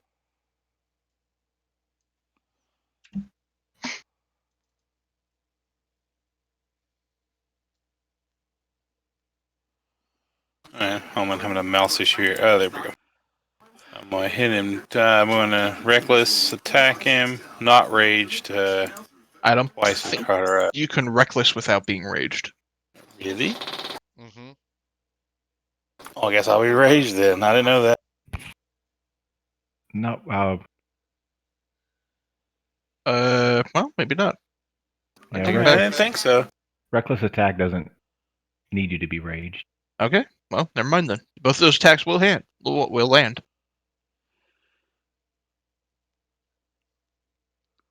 Alrighty. The first one, you get a little bit hard in there. The second one, cuts deep. Anything else for your turn?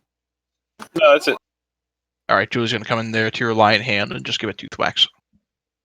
Then miss both attacks. Alright.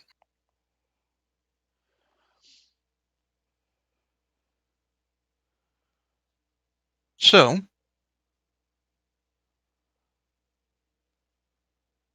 this creature has a long jump of 30 feet. But it's really badly threatened, so I'm going to say, it probably doesn't want to run away too far.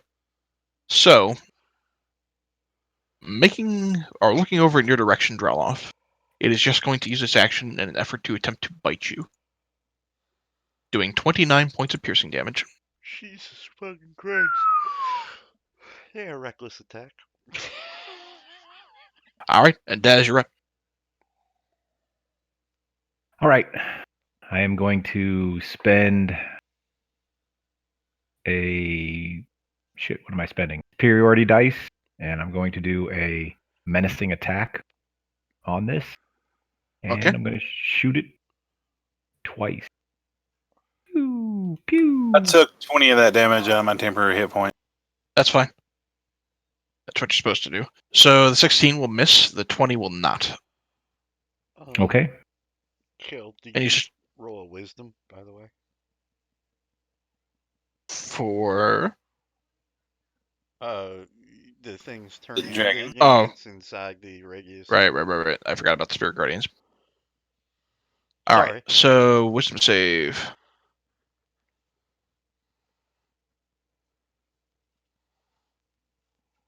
13, what's your DC? I think it's higher than 13. It is 15. Okay. What's your character's alignment?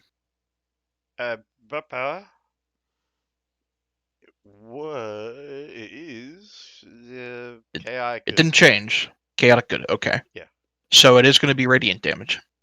Okay. He is vulnerable to radiant damage, so roll 68. Okay. Hot damn. 1, 2, 3, 4, 5, 6. While he's doing that, Daz, can you menacing attack for me? Yeah. How do I? I'll link it for you. Bottom right of your character page, just hover over it. There should be a little chat bubble. Just click the chat bubble. Oh, over chat it. bubble. Okay. There you go. So I'll have to make a wisdom save against you as well. And it's 15. Okay. So it takes 22 points of the radiant damage. And then wisdom save.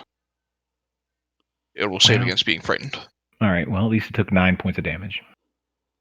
All right. Are you done for your turn? That's it. Oh, no, Trevarian. yep, that's it. Okay. You said it had a green aura around it, right? Do I recognize what this aura could be? For the creature? Yeah, didn't you say it came out with a green aura or something like that? Yeah, you recognize that there is a necromantic magic that has reanimated this creature. Okay.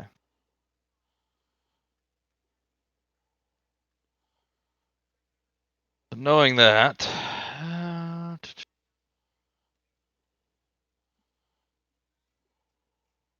um,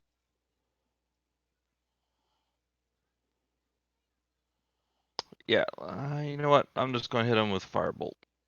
Okay. Go ahead and roll damage. You watch bits of the partially rotted flesh seem to just kind of melt away. He's looking a bit in tatters. And I'm gonna move back. Okay. That'd be Sin, my you're up. turn. Already? Wrong thing. There's the right thing. Um.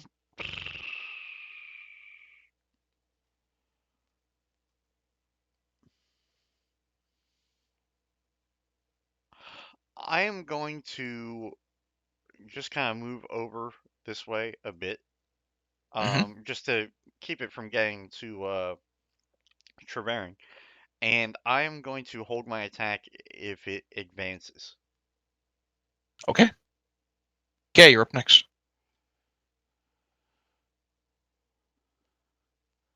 I am going to give him 2 more lances as I spin around him in circles. Alrighty. 19s will both land. So, jousting your way around this creature, you manage to poke several holes in it, and you watch as he kind of begins to teeter a little bit. Droloff, And- you're up. okay. I'm sorry, were you doing something else? I was going to say that's it. Okay.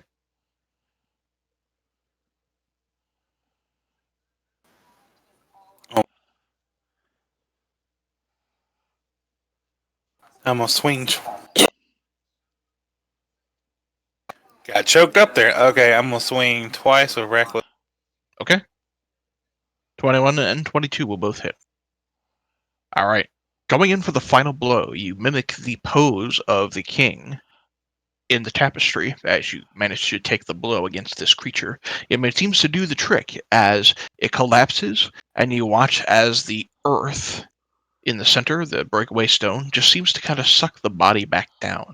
As it does that, you watch as the statues that have blocked off the exit begin to melt back into that mud, make their way back into the alcoves, and reform into the same positions that you found them in. You out of combat. Hey, Okay. I'm gonna say I'll walk over to Drelf and say, "Is this was this some sort of test?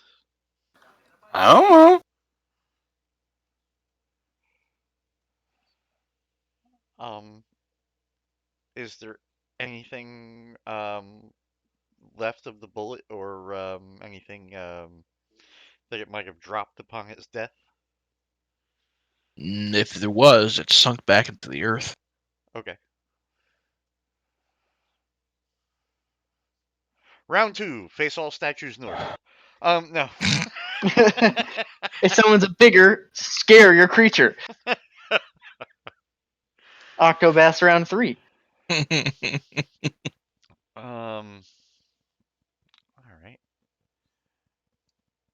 So that was exciting. Sorry about that, guys. Holy shit! What was that? How do we know it's not going to come back? I poke with my lance. You're poking at rock. It got sucked back into the earth.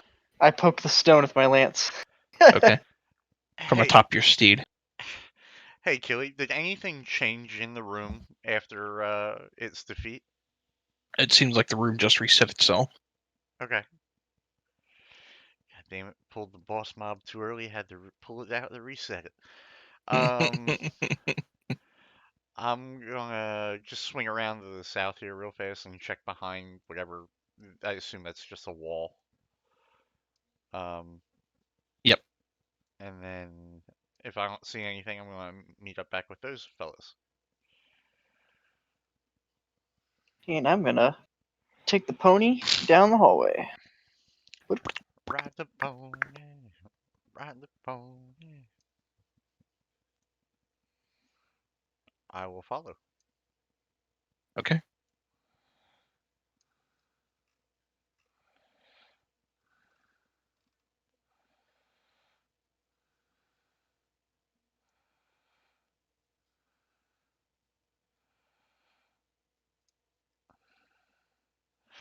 What do my special eyes see? More hallway.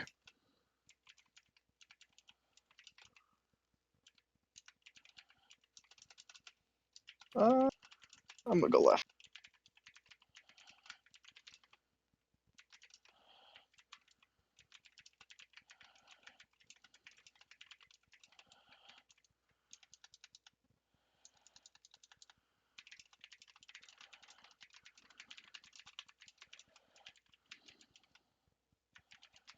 Oh, hello.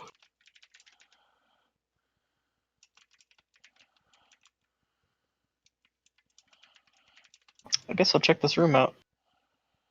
Okay. Inside.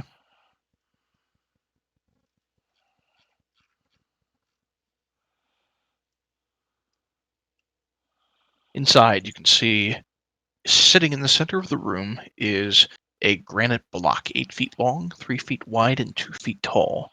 In dusty niches along the wall, you see several limestone urns.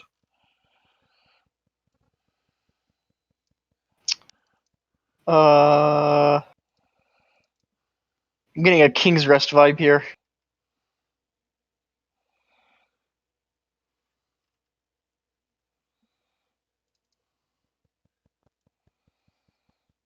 Do I notice anything, like, is there anything in the urns, or is, like, anything else around the room? If are you gonna go to one of the urns and try to open them? Yeah, I'll pop one open. You see the desiccated remains of what you assume to be a long dead dwarf. I will pop the lid back on it. And, I will quickly leave this room. Um, I'm going to linger for a moment. Um, does this doorway up here lead anywhere? At least seems to lead back out into the hallway. All right. I will. I will leave the bones at rest,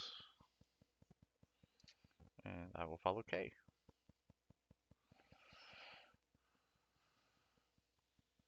Um, Or north or west again? Archer Van's gonna go north. Deal. I will follow him. I will follow Terrarian as well.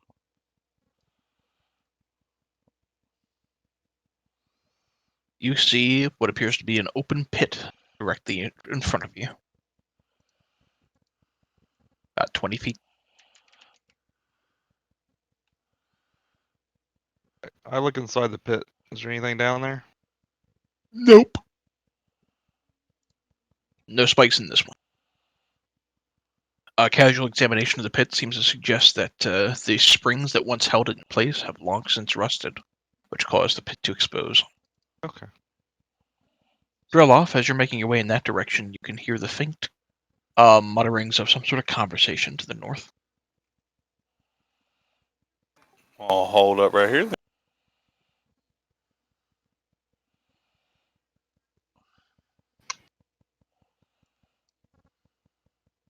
So I will make my way back down with the guys if that is where they are headed. Yeah, what else trying I back turn this way? around and look at Dravanus, and I hear voices up north. Sure, you hear voices in your head all the time, dwarf. I'm gonna charge forward on my pony. Time All to- right, before that'd be funny, wouldn't it? But before the details of the conversation could be made out, you charge into a room in which you see about half a dozen Duergar all flanking the familiar form of Skella, who is in the middle of what appears to be a shattered coffin. And as you just charge out into the room, they kind of turn to you and instantaneously draw their pickaxes out of expectation they're about to be ambushed. And Skella turns back and looks at you, jumps to the cloak behind her, and she goes, "Oh, wait, you're not dead?"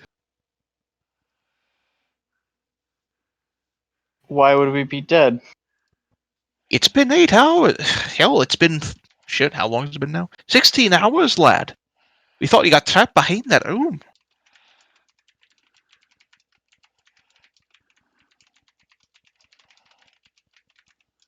Well, we didn't get trapped, we didn't get killed, but we did see there's a lot of dead people upon exiting the room. What the hell is that about? Aye, we were ambushed by something taking on the visage of Hallister Blackcloak and more invisible bastards. Something taking on the visage? Aye, I don't think it was the Mad Mage himself.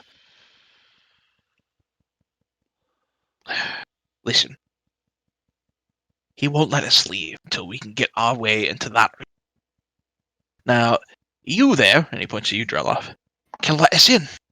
We've been desperately trying to find a way to get in there, but we need the hand of our king. And as luck would fucking have it, here comes stumbling one right in front of us.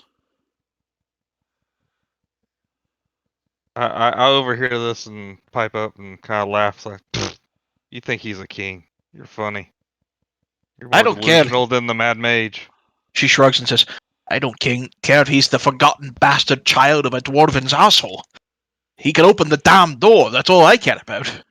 I turn around and smack Travarin, and I look at her and said, "Nah, bitch, you're gonna." Well, aren't you a ballsy one? And why would you be looking to kill me? You've been looting my family's treasures. That's why. Your family? How do you know this is your family? Why does it matter? This tomb has been long forgotten for hundreds of years. I, You're a wanderer. I step out. I said, "You have to forgive the dwarf. He's a little delusional lately. Too many bad ale or something he's been drinking." Wait. Not to be mean-spirited, I look at Dreyloff in the eye. Now who's upset that people are going through and killing someone's ancestors?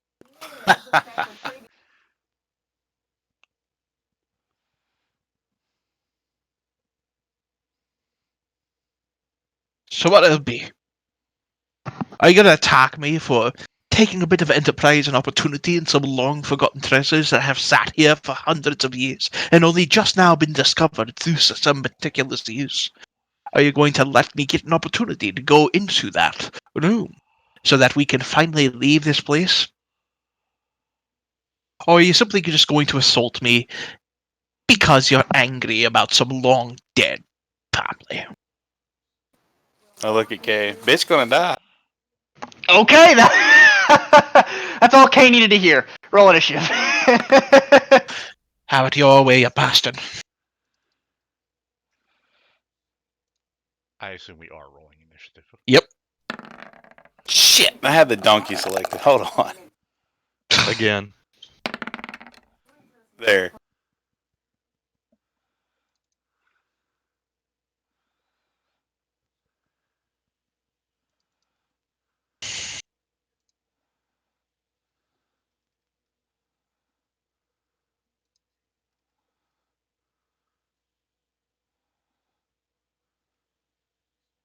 Hang tight.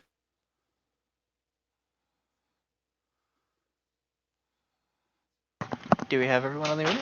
No, never mind. Not just yet. At first I thought it was said Gary Salad. Like that's some guy's poor name. Gary Salad.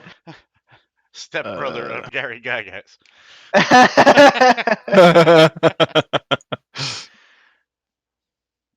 Hang on.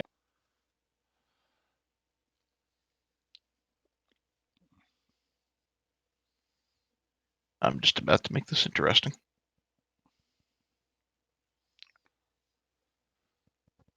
Okay.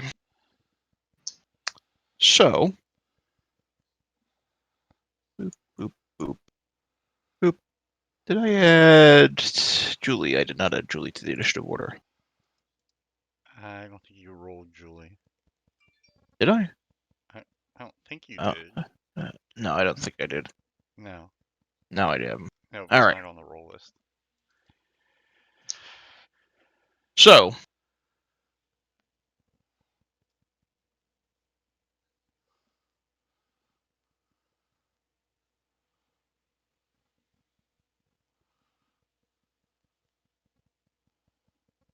So, The first thing that happens is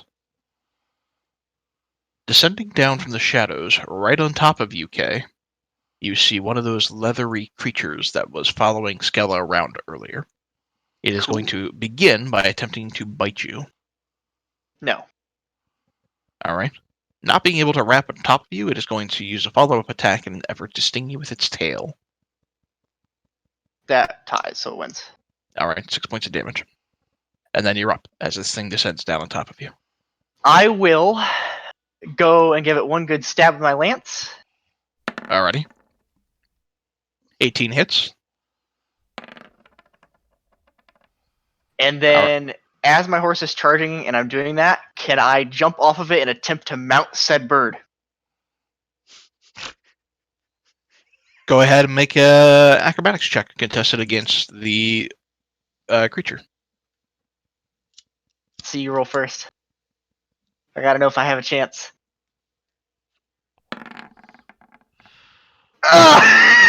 Do we roll again or what? Nope. What happens is you grab onto its wing. You're not mounted, but you're basically trying to hang on. Okay. I guess, do I still have my hand free so I still have a lance in, or I hold with both hands? You have one hand free with the lance, and you have the other one kind of gripping tightly onto its wing, trying Perfect. to hold on. I form my weapon into a long sword and stab it. It misses. It rises up into the air, and you try to get your longsword up into its central area. It just kind of rises up and dodges the entire blow. Damn, okay. It was worth a shot. That's it.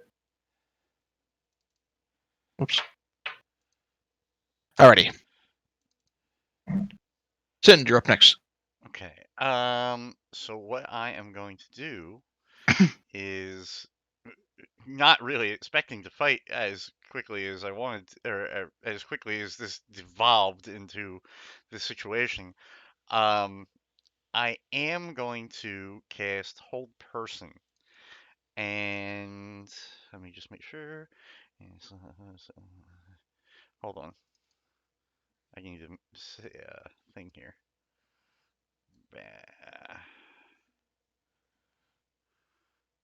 Okay. Need to make sure it was 30 feet. I'm going to cast Hold Person at level.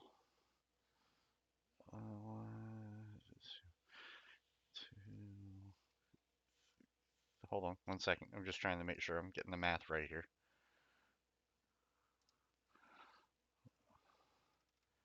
At level 4.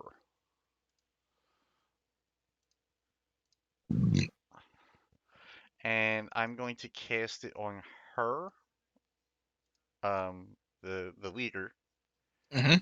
and these two dwarves here. Okay. Does that seem right? Yeah, that's right. That's a wisdom save. It is First. indeed a wisdom save. All right. Skella fails.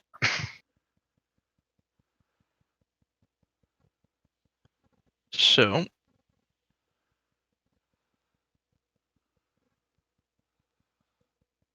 Oh, let's just use the net. All right, and then which two dwarves? I thought the two closest to her here. I think these guys are a little too far out. They'd be 35 feet. Okay. Okay. I'm sure 19 is going to beat your wisdom Oh, saving, yeah, or yeah, yeah, whatever yeah, your yeah, DC is. yeah, So yeah, yeah. one of them succeeds. Skella, as well as the one to her immediate left, will both fail. Oh, it would be to the right, Killy. It would have had to have been one of these guys. Oh, okay. In that case, it'll be the one closer to you that fails. Okay. So that guy here.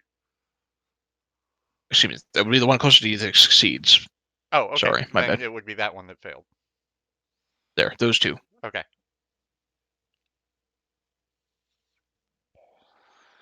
And with that, I'm going to just that's basically it. I'm going to hold position here. Alrighty. Next are the Durgar. They, on their turn,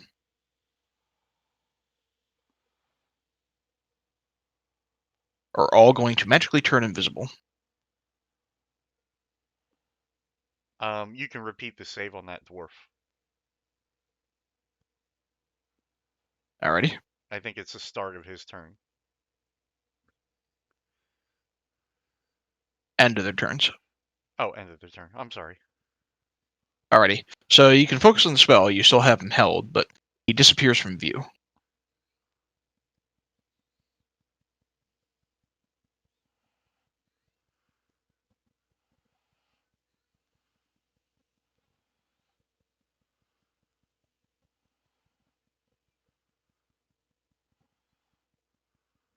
Alright.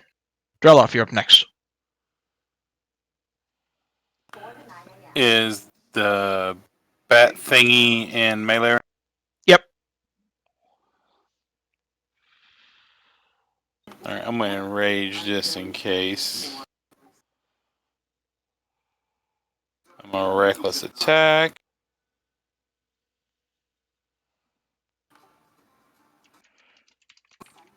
Said bat creature. Alright. Both attacks will land.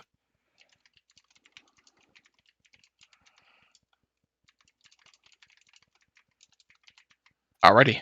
The creature looks somewhat badly injured. Kay is kind of still holding on to the winged flap of this leathery creature, and it is still otherwise standing. Bits of blood are beginning to drip down in Kay's direction, though. Done for your turn? Yep. Alright. Daz is up next. Alrighty. All I can see is that lurker or cloaky thing, so I'm going to take a couple shots at it. Alrighty. 21 and 23 will both hit. And it's going to be enough damage that Kay, while you're desperately holding on to this, trying to kind of grab on top of it, it suddenly just kind of falls down in front of you. Okay. Fly's butthole right there. Oh, bird's butthole. Why is the wooden donkey on the list again? Because That's my bad. 'Cause I wouldn't know. Alrighty, is that it for your turn, Daz? That is it. Yes. Alright. Julie, on his turn, is going to move past, dashing by, and that's all he's going to be able to do. Skull on her turn is also going to invisibility. We'll repeat the wisdom save. Nope, still failed. Still in place, but now you can't see him.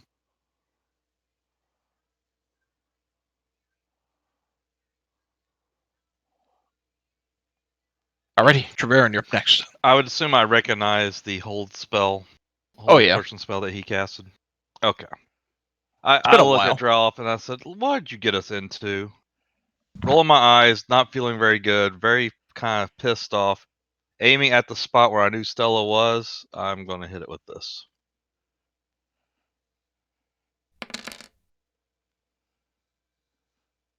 Alrighty. You like that spell. Well, it's kind of fun, different. I hadn't seen it used much. Ooh. So, how about this? Let's drag out. That's a 20-foot radius. Oh yeah, So I can do that real quick if you want. let me just drag it out here. I'll be better. There we go. All right, so that's where you're gonna play. Yeah. Basically, it's centered around top of where she was. Okay. So even though they're invisible, they are still restrained by the whole person, and because they're restrained by it, excuse me, they're actually paralyzed by it. Because they're paralyzed, it means they automatically fail any strength and dex saving throws. So they're automatically going to take 24 points of damage. Do they become visible when they take damage from invisibility? Nope. Well, actually, they have to concentrate on it, so they have to roll con saves for them. Oh.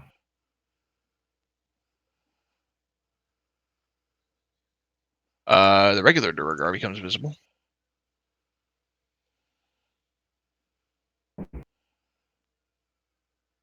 And he's looking...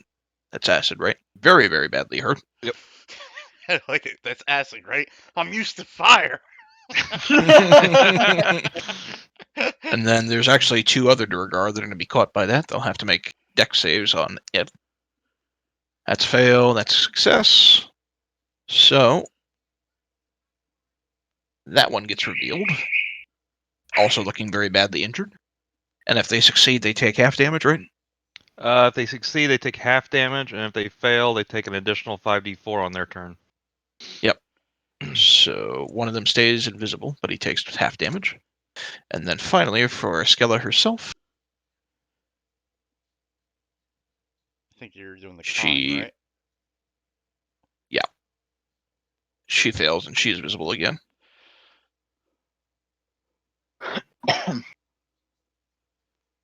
Alrighty.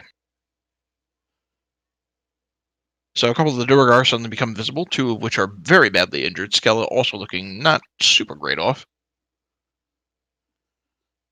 And let's see. 1 second.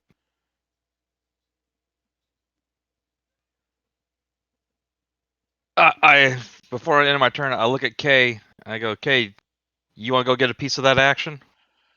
Actually, Yes, no, wait. please. No, hold on. Yeah, you know what? I'll tell Kay, and then Yes, please. I will cast that. Since I'm in spring form, I actually touch him and send him right at her. Oh, I love every word you just said to me.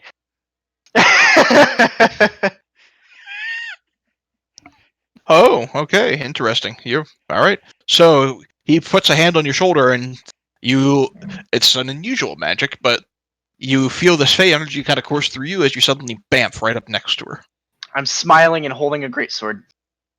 Okay. Anything else for your turn, Treverin? Nope, that'll do it. All of you are caught off guard.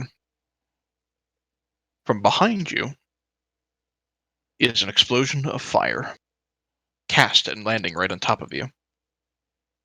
You see, as the dust clears, the visage of what looks like Hallister Blackcloak as a fireball is dropped on top of you. Dex, and con. Is indeed Dex. Dex. That's a lot of damage. Well, that's not like it. Since And since it's a fireball, I see it coming. Can I use shield to protect against it? The shield increases your AC. It's not going to help you in your Dex save. I mean, you can use it, but it's not going to do you any good. Okay. only thing it Gotcha. would have stopped that is counterspell, really. But Yep. you have to, like, True. Okay. All right. 36 points of damage for Singe. 18 for Drelloff because you're raging. 36 for Treverin. 18 for Singe. Wait. No, he rolled twice, once for a dex save and one for a con Yeah. save. No. I take 36. Oh, I'm sorry. The con was to All see right. if I maintained the whole person. Oh, I see. Which would be DC is 10 plus half the damage taken. So no way in hell, because you'd have to roll over 40 in order, or you'd have to roll half the damage taken of 36, 18. You'd have to beat an 18. You do not beat an 18. Okay. Well, it was close. Yep. It was 36, right? He would have to roll. He would have had to roll a 28 or higher, Kelly. It's 10 plus half the damage taken. Yes, there we go. Okay, fair enough. Hey, Alrighty. I just knew the what you call it. That's why I rolled it. Yeah, I didn't. I I couldn't didn't remember. calculate that right. I forgot about the whole person anyway. Anyway, so they're not held. Okay. That's fine by me. I smile at her and cast this on her. Now, before we get I into gotta that, take 36 points. okay, off I the just had to ball. double check because I couldn't remember when the sphere landed. Hey. All right, so she gets Hexblade's Curse. Hey, Kelly, did we still have the 10 temporary hit points from before? You Yes. should. Okay, Yep. so I can subtract 10 from that. Okay. Hmm. All right, let me pull up my calculator here because I was bad at math, boss. I'm gonna try and give her 2 hits with my greatsword. Hold on. So, Alrighty, go ahead and roll damage.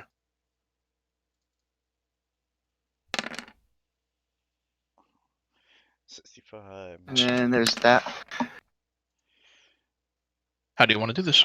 65. I'm going to give her 1 thwack to the knee, and then another one to decapitate her and rip her soul out of her as I used this. Okay. You watch, calling upon your inner Hexblade.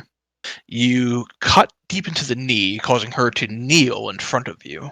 And then, with one second swoop, as the dark energy kind of dances around the blade, you cut deep into her with a large upswing. And as the upswing kind of finishes, you watch as she cries out in terror as the soul just essentially gets ripped out of her. The body falls back. It's the body itself of her has become gray and lifeless. You can see cracks beginning to form, and the necrotic energy begins to kind of darkly dance around her skin, and the specter of her just kind of looms before you, awaiting your command. I roll initiative for that now. Mhm. Perfect.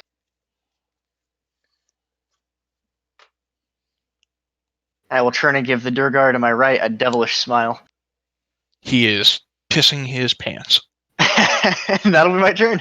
which is mixing with the acid that's still splashed around him. Sin should be up next. Yeah, I'm just chatting something real fast.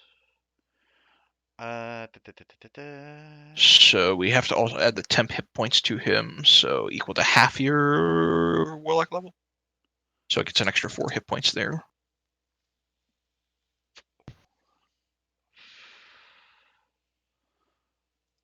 Let me just read one thing real quick.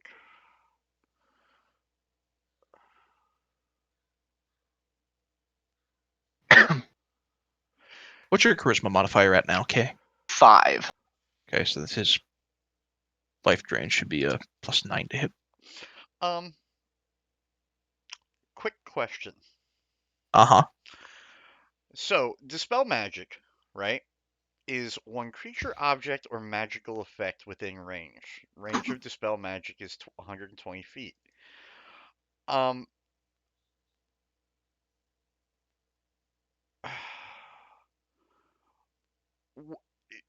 I guess my question is, if I cast dispel magic, could I choose invisibility, or would it have to be one particular target?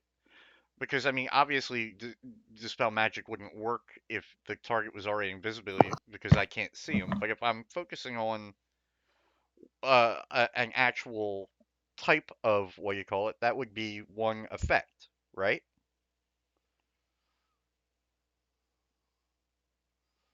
I leave that to your leeway. I mean, I honestly don't know. It seems like it would be pretty useless to ever get a guy out of invisibility if you can't target the guy. Right. Under the general raw dispel magic, you'd have to be able to see the invisible creature in order to cause him no longer be invisible. You'd have to have some other means of being able to see an invisible creature. Hmm. Well, there goes that. All right. Well then.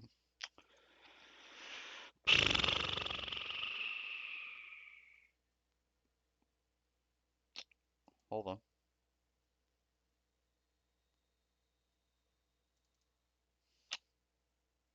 All right. Then I'm going to cast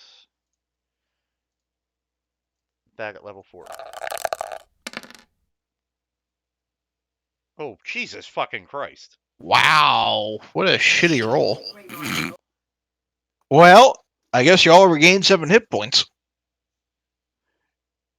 Rolling 1 times 1d4.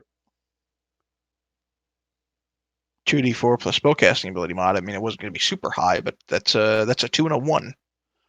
No, I know. I just wanted to see if the math was right there. I mean, I know it's a crit fail, but, you know. Oh, wait a minute. Oh. 1d4 plus your spellcasting modifier.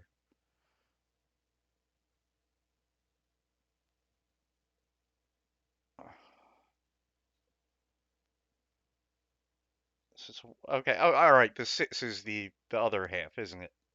Yeah, it's you rolled the first 1d4, so you got a 1 and a 2, and then plus your wisdom mod, so a 3 plus 4 is 7.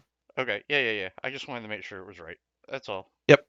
All Okay. right. Are you done for your turn? Moving at all? No, I'm kind of right here. Okay. Okay. So the Duergar, who are visible, I'm not even going to worry about them doing anything because they failed the acid damage and only had 2 hit points left. They're gonna, one way or the other, they're gonna melt. So the one is covered with piss and acid, the other one's just covered with acid. And then the ones that are still invisible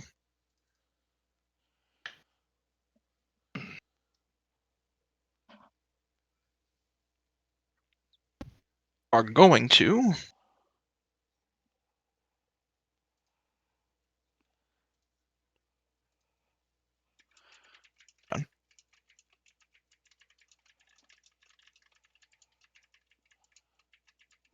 they're going to try to position themselves in such a way as to make a couple of strikes against you. Having just seen their leader fall and turn into that, they are all going to appear right next to Kay and start swinging.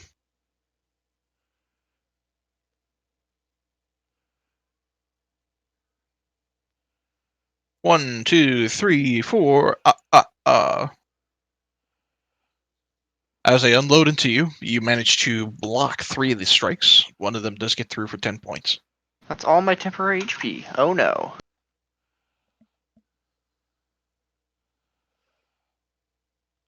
And shoot. Oh well. Alright, that's it for their turn. Greloff. Alright, I'm gonna move up to here.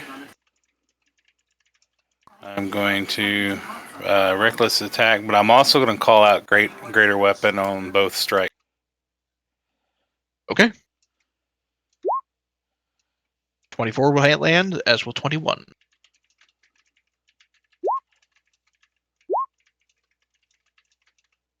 Are you attacking the same one? Or 2 different ones? I'm going to attack the first one with the first attack. If it doesn't kill him, hit him with the second. Alright. So the first one attack won't kill it, the second one will. You manage to come in recklessly, cleaving the head off of the one in front of you.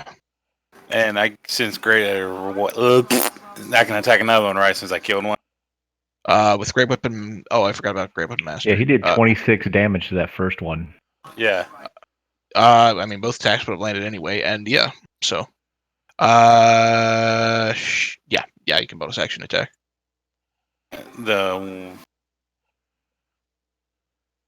The one right beside K is one I'm aiming for now. Alright. And just going to be a regular reckless swing. Okay.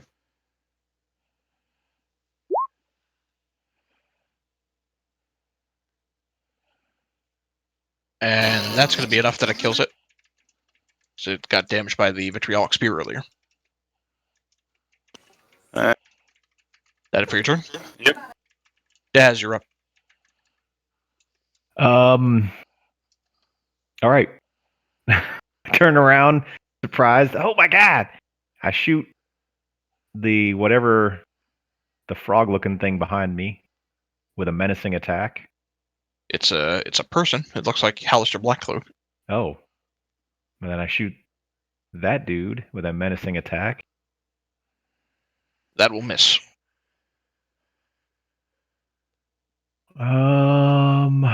Misses. So that's one of those. All right. And then after that, I'm going to command my mighty steed to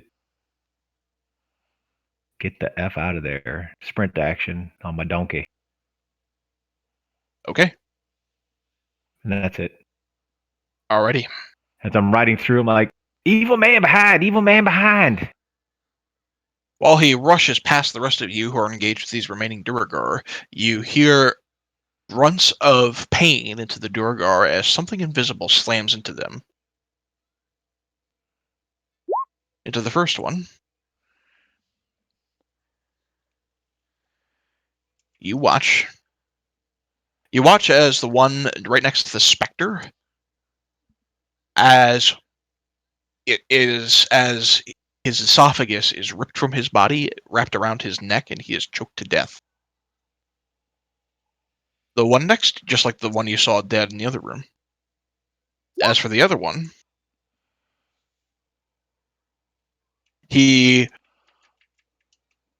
is badly injured and is realizing, oh shit, I'm dead. They're here.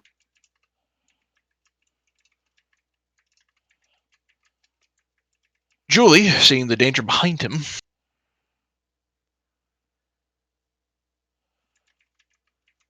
is going to get as far as there, and pulling out his bow is going to fire 2 shots at the makeshift Hallister Blackcloak, missing both times. Treverin, you're up next. All right.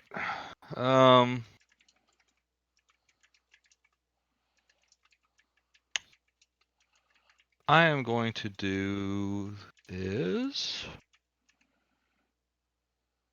Yeah, why not? Let's just do it this way. Knowing where the fireball came from, I am going to hit him with magic missile at level 3. Okay.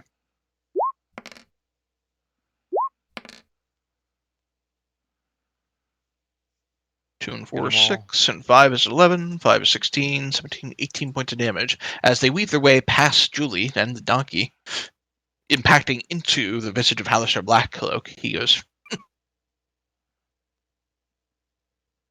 And Great.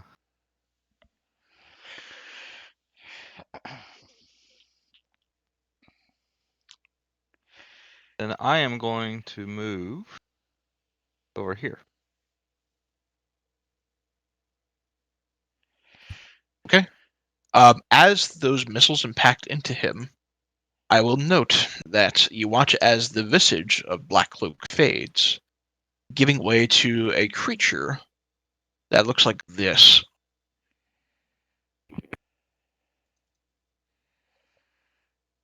It's Gary Salad. You know, just as a way to call it, Crowl, every time you've rolled Magic Missile, you have not rolled the crit fail on any Magic Missiles that I've seen you throw yet. But You you just rolled one. Where? The last one, the 2. That's a 1+1. Okay, my bad. Yeah, it's just that for whatever reason, it's not color coding anymore. Oh, okay, my bad. Okay. Now, with the creature's visage gone, it is going to make its way next to Julie, and pulling out a greatsword, it is going to attack Julie twice and bite him. Pulling out from where? That picture he had no clothes on. Nature's pocket, all right? Nature's Okay. pocket. Gotcha. He's an Axeblade Warlock. It summons to him now. From his meat wallet. He bites into Julie for 6 points of damage. I don't you ever use that word to Meat describe wallet. it. I didn't know it was a female slad. And slices into Julie. The second attack missing. The first attack with the greatsword not missing. And you know what? Julie has some temporary hit points. Let's just get rid of those. Gary Salad. And then he's also got, I think he's got that heavy armor thing, so that knocks another 3 off every attack. Yep, that's what I've been calculating it for. All right, so Spectre's Dex 14. Because I gotta set him up in the initiative order. I'm gonna go on a limb and say Drelof's is probably higher. It is not. And neither is the Duragar. One important There we go. question. Does the tuba still look okay? The tuba for now still looks okay. It happened to be caught outside of the fire blast. Fireball, even. All right, Kay, you're up. Alrighty, so my question to you is, knowing that this guy just died, and this guy also just got snapped, if I were to walk over to here and try to swing in this direction, try to hit whatever the hell's over there, You would roll with disadvantage because you're attacking something that's invisible, but you could do so. I'm gonna give it a shot. 13. 13. You swing your sword, and it just swings through air. One more try here. That time, it seems like it connects. Go ahead and roll damage. Oh, take away the 3. I forgot to take off Hexblade's Curse. Okay, we'll do 9 points. You cut into something, you hear... That's it. Oh, hey, my Spectre didn't get to go last time either, did it? Spectre didn't get to go, yep. You ripped it out and rolled initiative. This would be the first round it activates. Nope, as rules of pets, if you summon it and it's below you in the initiative order, it goes as initiative order. Okay, go ahead and move for your Spectre then. Okay. I played a ranger the first time I ever played D&D, and I remember that. I'm going to have him beat the shit out of this Durgar. All right. Life drain. Let's see. Yep. Dope. It only had 1 hit point, so... It has All died. Yep, all the Duragar are dead. Now you're being assaulted by Gary Salad and 2 invisible stalkers. Alright, that's my turn. All right, What the Singe. fuck?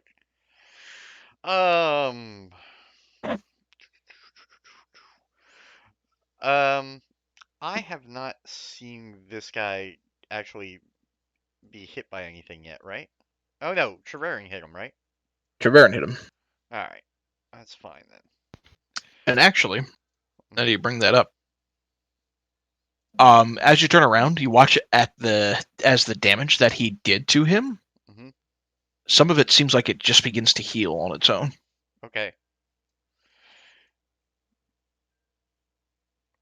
Gary Salad has a great constitution. He eats a lot of greens. Do I know anything about Gary Salad?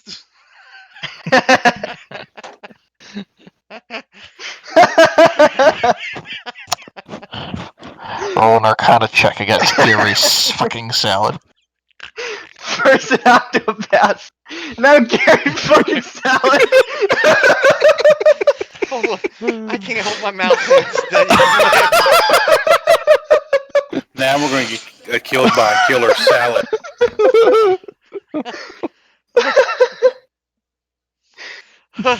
Jesus Christ. Gary's Salad. I'm naming a World of Warcraft tune that I don't know what it is. I don't know what race it's going to be. I don't know what class it's going to be. But I'm naming a World of Warcraft tune, Gary Salad. Make it a druid. Iron. It's gotta be a Dark Iron Dwarf. So, here's what you know, having studied about the multiplanar universes, being that being your particular interest in.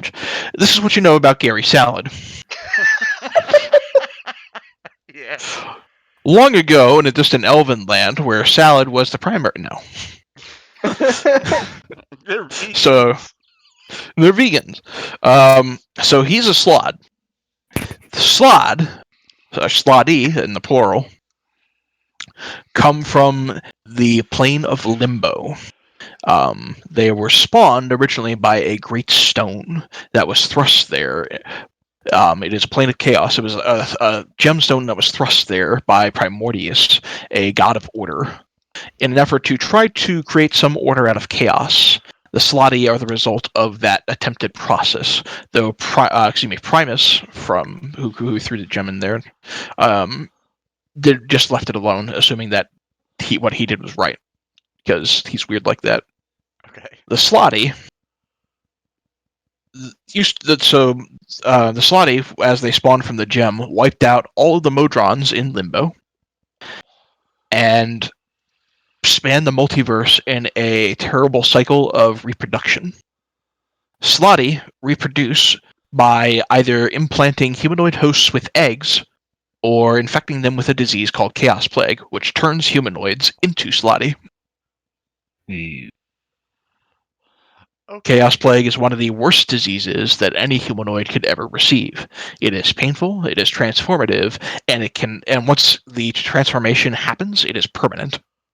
It cannot be reversed even by magical means except by the most powerful of magics like a wish spell. Okay. And because your Arcana check was only so high, you don't know if this is one of the kinds of slod that can implant others with Chaos Plague or not. Let's assume that it is. All right. With that knowledge in mind, with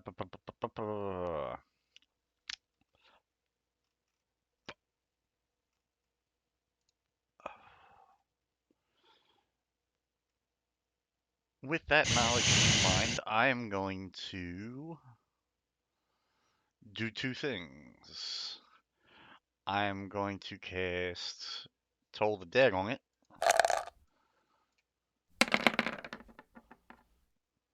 Alrighty. And I'm. Let's see. Go ahead. It just barely beats the save. All right. And I am going to cast Spiritual Weapon right next to it. Alrighty. What form does a spiritual weapon take? It's always been a sword. Okay. So, there's that area effect template. The sword, which would normally have sort of this holy radiant glow to it, now instead has a blackish sort of aura to it, similar, in fact, to Kay's weapon in some degree, except it is, of course, spectral. And as you cast a spell, it does actually hit him, so go ahead and roll damage. All right.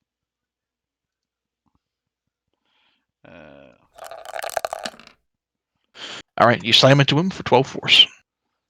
All right. Okay, and I'm going to just move up a little bit to stand atop this manta ray's dead body. Alright, you stand back, retreating from Gary Salad. Spectre is up next. All right, I'm gonna give him the order to go get, or see if he can figure out what the hell's over here and hit it. So I'm gonna have him wander over here and swing at the same place I was just swinging. Okay. It'll attack with disadvantage. That's right. So- Well, there's that one. There's that one. Alright, so the attack will hit. And it takes full damage. That's what I was checking. Alright, so it has to make a con save. Didn't mean to do that with advantage, but count it's the same roll anyway. So it does not have its hit point maximum reduced, but it is going to take the necrotic damage. Julia? Alrighty. Dreloff, you're up next.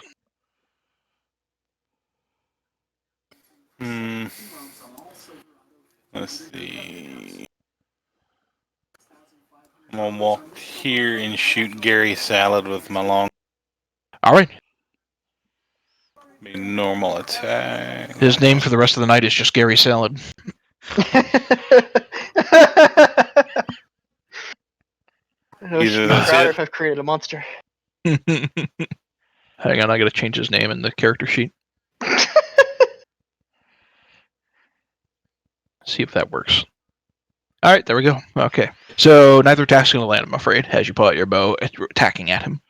Alright, then my rage. Well, will my rage fall off if I missed, or Nope. So long as you would make the attack. okay, making sure. Okay.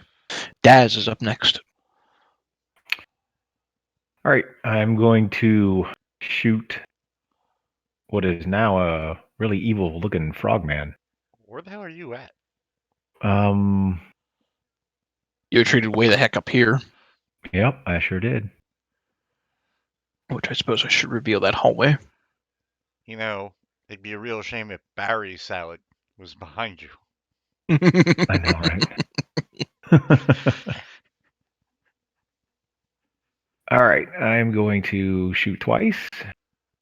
Boo, boo. Wow. Okay. And- So both attacks are going to land. I am going to expend a superiority dice and do a menacing attack. All right. He has to make a wisdom save, correct? He does at a 15. Ooh. Crit. Motherfucker. But he is going to take full damage from the attacks. Fly's butthole.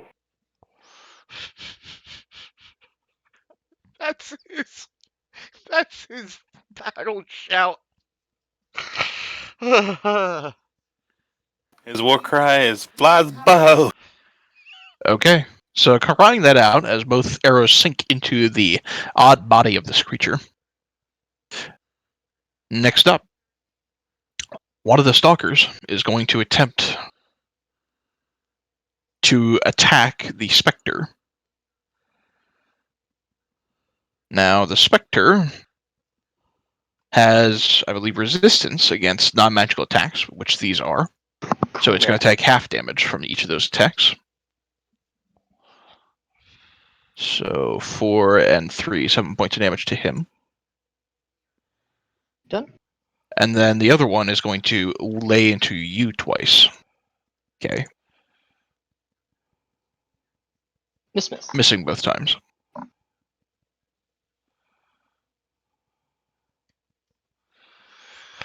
Alrighty.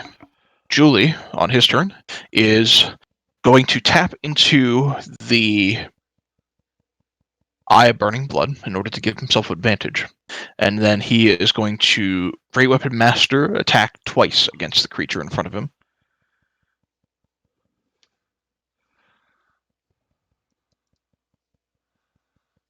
Uh, 17 minus 5 is going to miss. 23 minus 5 will hit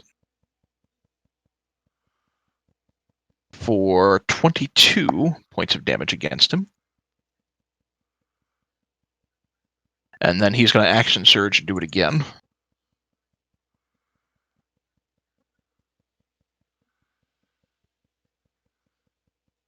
That will hit for 21 points of damage. And that one's just barely going to miss. All right, Gary Salad's looking pretty hurt. That's going to be his turn. Treverin, you're up next. Okay. All right. This is what I'm going to do. I am first going to move to here. Mhm. And knowing that K is fighting something invisible in front of him, what I am going to do is touch the crown on my head and aiming this direction, I am going to do a Scorching Ray. Alrighty. The good news is it would hit. The bad news is that there's nothing there. Okay, and then I am going to immediately, since that was a non-spell action, since I was touching the crown of my head, I am going to burn some sorcery points to do this. And I'm going to even the playing field by casting this on top of K. So I do have to make a point of order.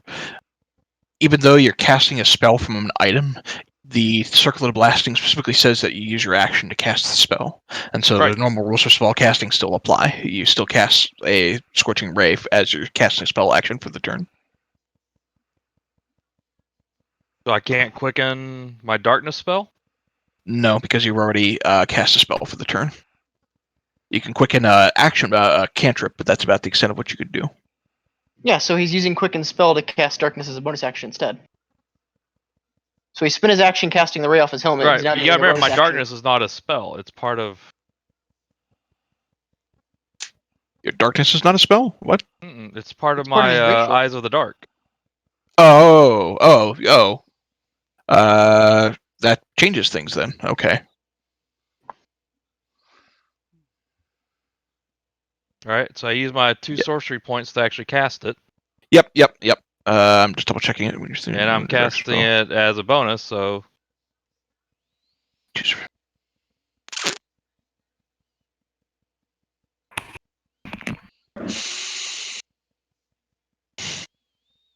I'll allow it for now, just so we can move on. But I'm not sure that it follows raw. All right. I mean, if you don't want to allow it, that's fine. That was my plan. So All right. Well, I'll allow it for now, but that's something I want to look into a bit more. and mine's not as big as 20. It's only 15. I thought.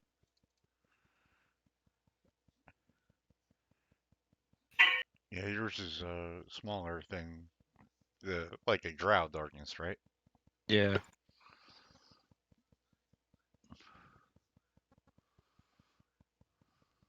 Yeah, it's 15-foot radius. Anyway.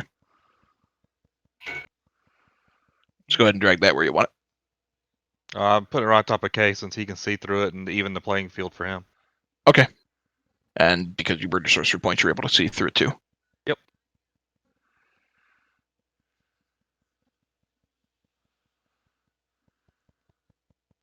Alrighty. That it for your turn? Yeah, why not? Okay.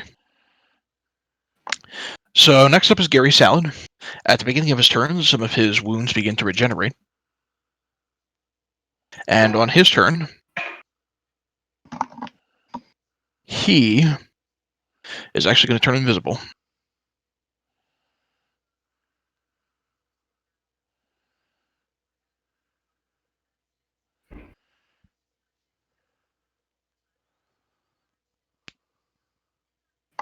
Alright, Kay, you're up at the beginning of the round.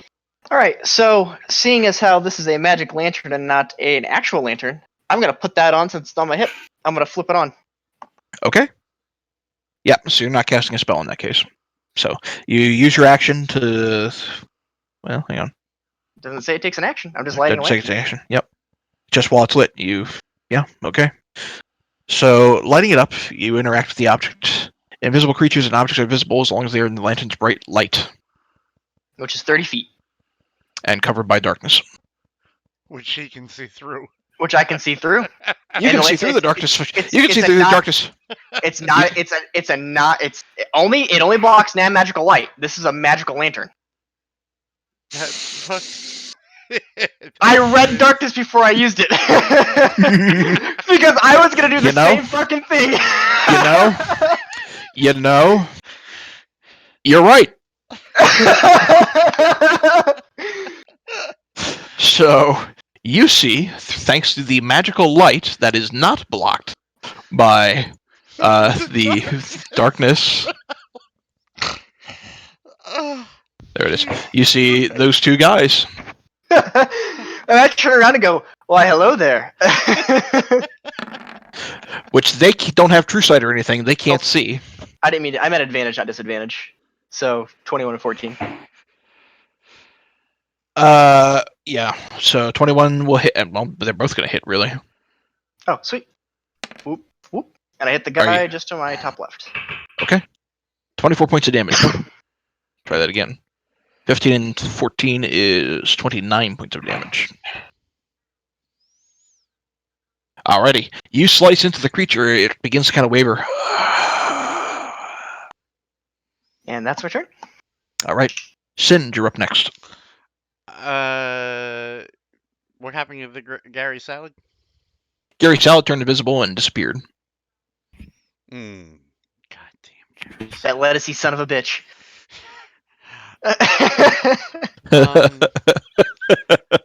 Where'd Gary Salad go? I'm going to hold my action to attack, obviously because I can't see through a sphere. Killy, I was double checking something. It bothered me about that healing word, by the way. After we're done, I need to go over something with you. Just a point of what you call it. Over mass healing word, you mean? Yeah. Well, after the thing's over. After Okay. we're done for the night. I'm just Uh, gonna hold an attack if anything comes at me. All right.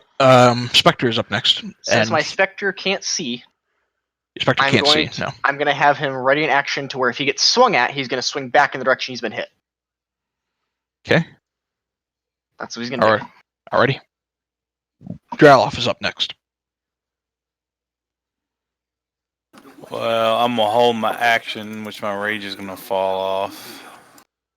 So I'm just gonna hold my action in case something hits me. Okay. Rage only falls up at the start of your next turn if you don't take damage and if you don't attack. Okay. Daz, you're up next.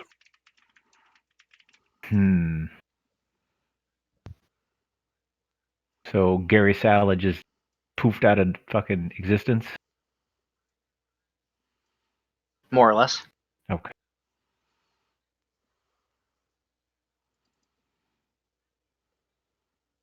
Then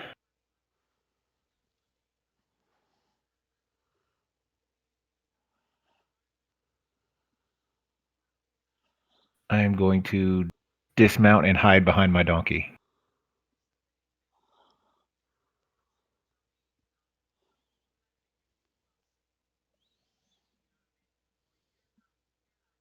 So you're jumping off your donkey and then hiding behind it? Yes. As far as I know, Gary Salad's making his way down that fucking that hallway. The imminent doom of Gary Salad. I'm gonna fucking attack that bitch from as best I can. Anyway, that's it. Imminent doom of Gary Salad. Alrighty. These guys, realizing that they've been found out, are actually going to attempt to pull back and retreat. So the Spectre, as well as UK, can get attacks of opportunity against them as they fall back. Which you're going to hit. Slashing against it. And Life Drain, yeah, because it's blinded, it would. Alright. So it's going to affect him. He has to make a con save. Which he succeeds. Didn't mean to do that with advantage, all the same. Alright. They are going to then just dash for their turn. And because they... So, Daz, you see as this creature comes kind of in your direction that you're hiding behind, and it just disappears. And actually, you guys are going to go out of combat because these guys that are attacking you realize that they have lost their opportunity for the quick and clean kill and retreat.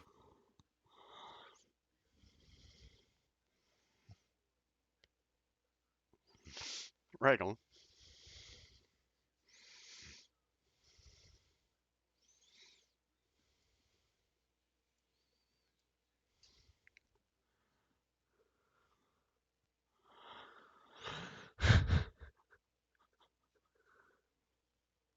I will give fucking Trevera a high five. Holy shit! It's a good thing I was able to scare that toad looking thing away.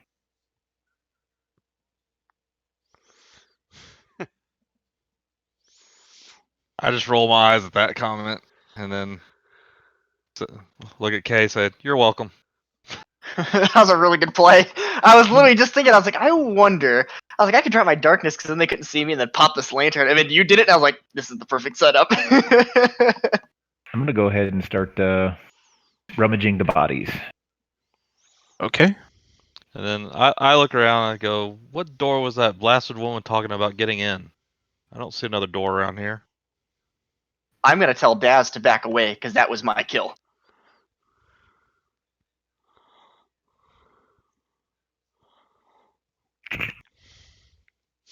Give me just a second. I'm gonna pull something up real quick. Yep, yep. I'll ask Ralph, is there a door down there or something? A hatch? What was And she the, way, wanting you to touch?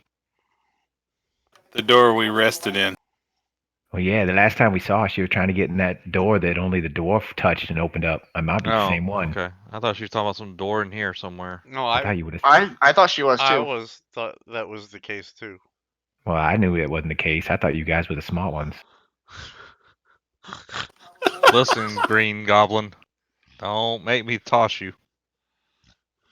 Don't make me make you carry my canteen.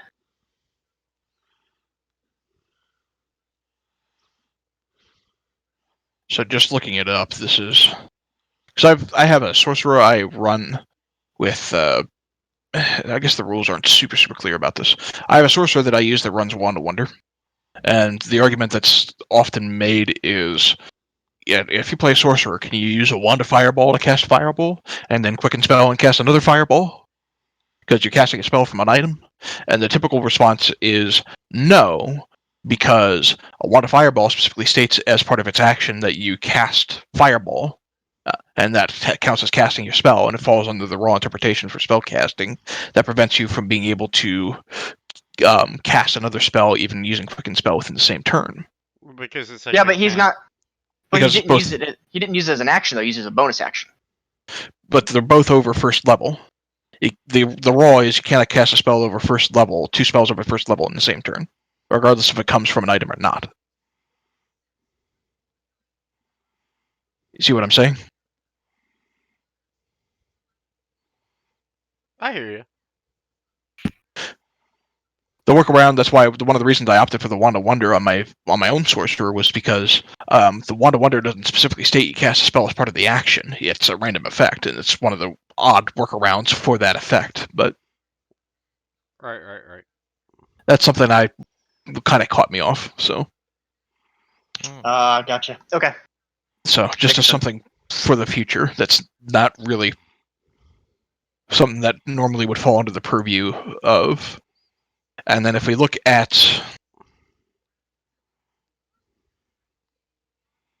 Eyes of the Dark, you would have had to burn 2 sorcery points. I mean, it's come and gone, I so burned two. I burned 2 for that, and I burned 2 for seeing quickening it it. through it. Okay. Yeah, I burned 4. Okay. So it's come and gone. We're allowing it for now, but just in the future, that's not normally something you can do. Okay. So it's more so if you want to pop a cantrip on top of it. Yeah. Normally, that's what Quicken Spell would be. Well, for. and I would have just done a regular firebolt if I didn't have the circle of blasting. I just Right. thought it'd be cool to use it. Right. Well, look, That's here's the situation. Admittedly, for the future reference, okay, that's what we know now. But at the same time, we're all having fun. We're not, trying Sure. to abuse anything. Yeah. That's why I said let it go by, but I wanted Yeah. I wanted to look up the ruling just to be sure of it. So my 'Cause- entire intent was to cast something that wasn't going to burn up the spell. So, right, it was something I wanted to. So I could use darkness. It was something I wanted to double check for my own sake, both as DM and as a player, because I play sorcerer too. All right, so after having a temporary moment of respite here, what are you guys doing? I'm still trying to figure out what Searching the heck she was talking about the door. If she's still referring to the old door, or is she referring to something in here? Why was she in here? And I'm telling Daz to get the hell off of her body. I stand up and kick it. There ain't nothing valuable in that shit anyway. She kicks at the gem-studded cloak that is still attached to her body. Whatever. I start Whatever. searching the rest of the room. I asked Draw if it goes, where you're searching, is there like a trap door or something? I just trying to figure out what the heck she was talking about. I'll look The around. door she was talking about was the door that you guys opened up earlier in that other room. That's She where she was was trying to talking get to. Okay, because when we came in here, it sounded like she was talking about another door in here, and I was like, I don't see another door in here. That's the way I understood it too. She's like, Yeah. I need to open Yeah, that door, yeah, and I'm yeah. like, So, I'm I'm inspecting the coffin. okay. So, Daz, while you're kind of looking around the room, go ahead and make an investigation check for me. investigation. I couldn't It's find a my butthole room. with a map in 2 hands. Is there a Yeah. floor Can't or a fly ceiling? with the butthole apparently either. Can you tell me what this bitch has on her body? I am gonna look up. Sure. Hang on. Yeah. Singe, make an investigation check. Oh, investigation. Yeah. Yep. Oh, that's not good. All right. Not the investigative type. No whammies. Not bad. Not terrible. Not a bad at all. roll, but not as high as it needed to be. Okay. So So I everybody who hasn't made an investigation check yet. Just go ahead and make an investigation check now. no one has int. No one has. One, No, two, three, I four, definitely 5. Julie's our And- saving grace. Damn. Okay. Well, outside of that though, is there anything else in the room like anything unusual, anything weird, anything like that? Uh, That I could see, perception? Not Hang investigation. on. Yeah, go ahead. Hang on just a second. So, while looking at the bodies of the slain dwarves, across, well, let's say, on her, so you have to pull up the page for that. All right, on her, she has that gem-studded cloak that I talked about. Okay. That is worth 750 gold pieces. Someone write that down. Yeah. What am I writing down? Sorry, I was. Gem-studded cloak, 750G. She also has, fastened to her belt in plain view, is a tiny golden figurine that depicts a female elf that is holding up a symbol of the sun. That figurine is worth 25 gold. I'm gonna pocket that first. Yeah, you are around the body. You mean before anybody else sees it? Yes. Okay, sleight of hand.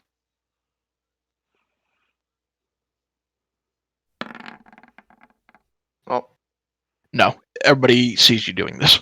that's fine. I pocket it knowing they're all looking at me. I just fucking stare down the room as I slide it in my pocket.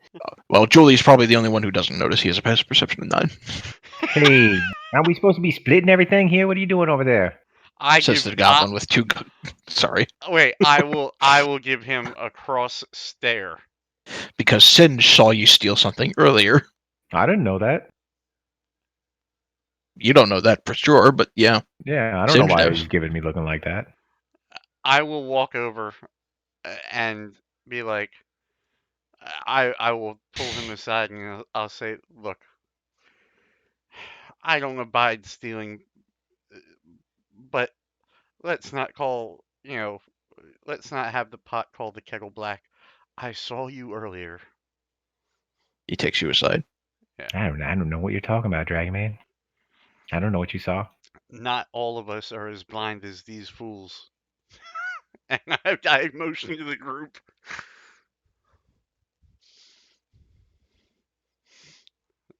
And I'm going to say, like, don't make me upend you and have to pull out your pockets.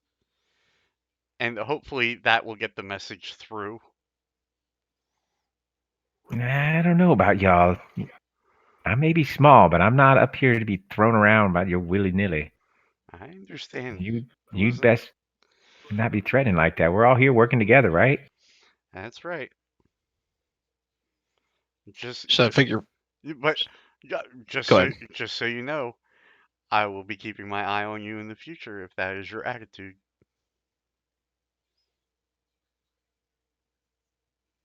All right, so I found a figurine. I don't take the cloak; it's still on her body. Okay. Figurine. Now, next to her, tucked in her boot, you also find a very well carved dagger. I'll just slide it on my belt.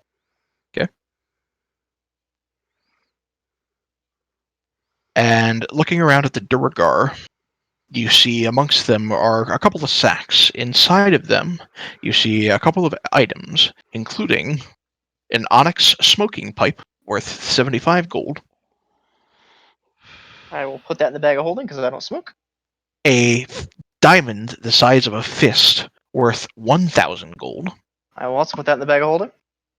a red crystal tankard worth 250 gold, Bag of holding.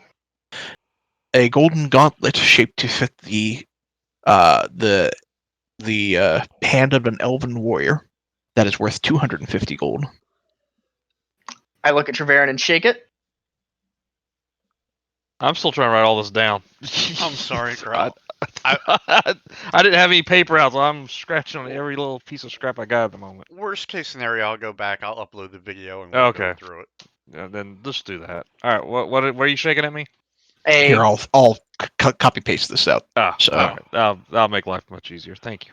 All right. Onyx smoking pipe worth 75 gold, a fist-sized diamond worth 1,000, a red crystal tankard worth 250 gold, and a warrior's golden gauntlet shaped for an elf worth 250 gold, That's what I shake at you. Okay. a golden belt with an obsidian buckle and studs. I'll take a. Yeah. Just put the gauntlets, the warrior's gauntlets. So just put that in the bag of holding for now. Okay, we'll toss it in there. Everything just goes in the bag. Okay. Minus the Singe, dagger and the figurine. while they're doing that, you said you were looking around the room. Yeah. Perception check. Oh, wow. Crit fail 8. So the quartz pillars in here are lighting up the room quite brightly. Looking around, even with this is mostly, you can see this regardless of what you get as a check. So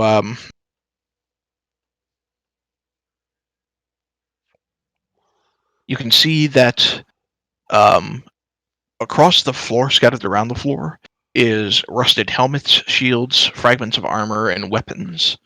A casual examination shows the arms and the armor were crafted mostly by dwarven enemies, traditional dwarven enemies, Okay. and in such as drow and orcs and that sort of thing, goblins, Duergar. In the alcove in the northern wall, it is mostly clear of the wreckage, and you see this sarcophagus made out of stone that has been shattered. There is a dwarven inscription in the back wall. I'll You read ask, Dwarvish? I'll ask Trelov Okay. to read it. It says, "Our king is with the gods. Here lies his bones." And there are what appears to be dwarven bones scattered around the sarcophagus.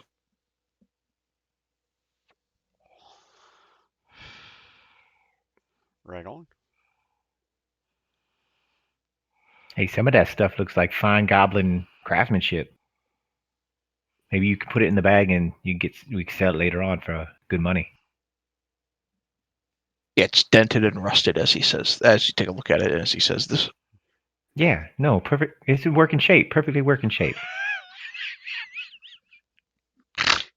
The seats here fucking like. Ah, Jesus Christ. It's like, this is practically brand new. He's a used horse salesman. Well, no, because he's a goblin.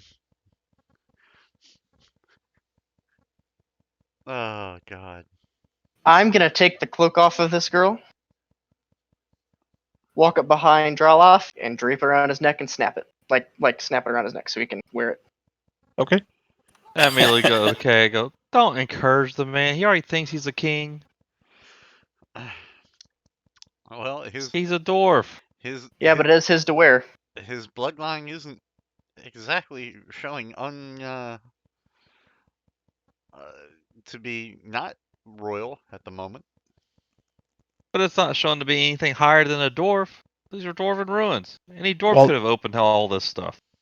While this conversation is happening on behind you, Drelov, you're soaking in the realization of the area that you're standing in, and the realization that, at least based on the inscription here, that the shattered sarcophagus, the scattered remains, is what may have once been your ancestor. Yeah, I was going to try to find a small piece of bone to add to my dad's amulet out of the scattered.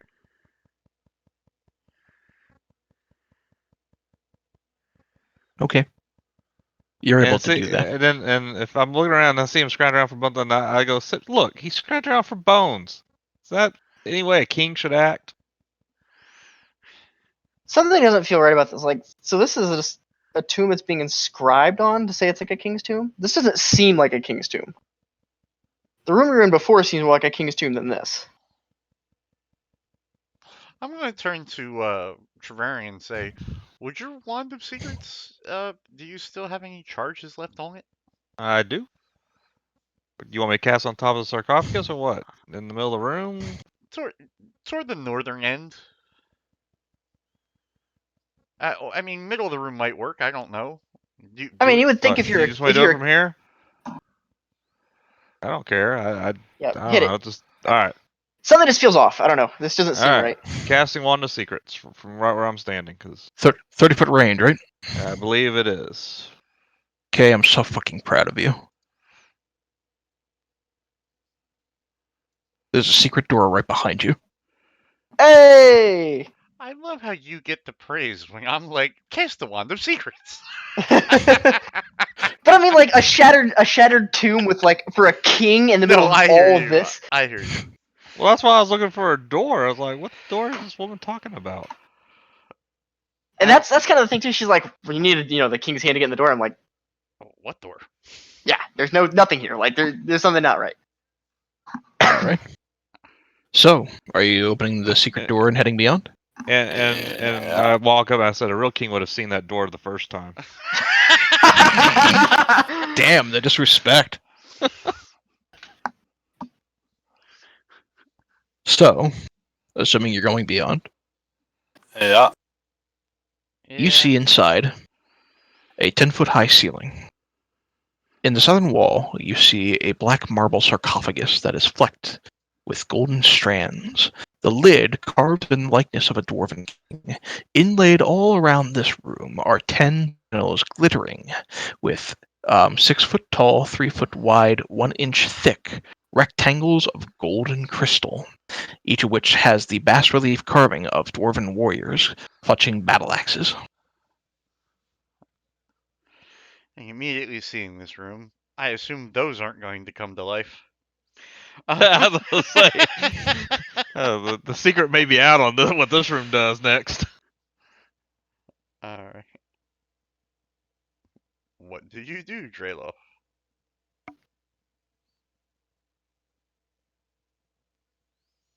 Is there any carvings or markings on the Wait a minute, black sarcophagus? wait.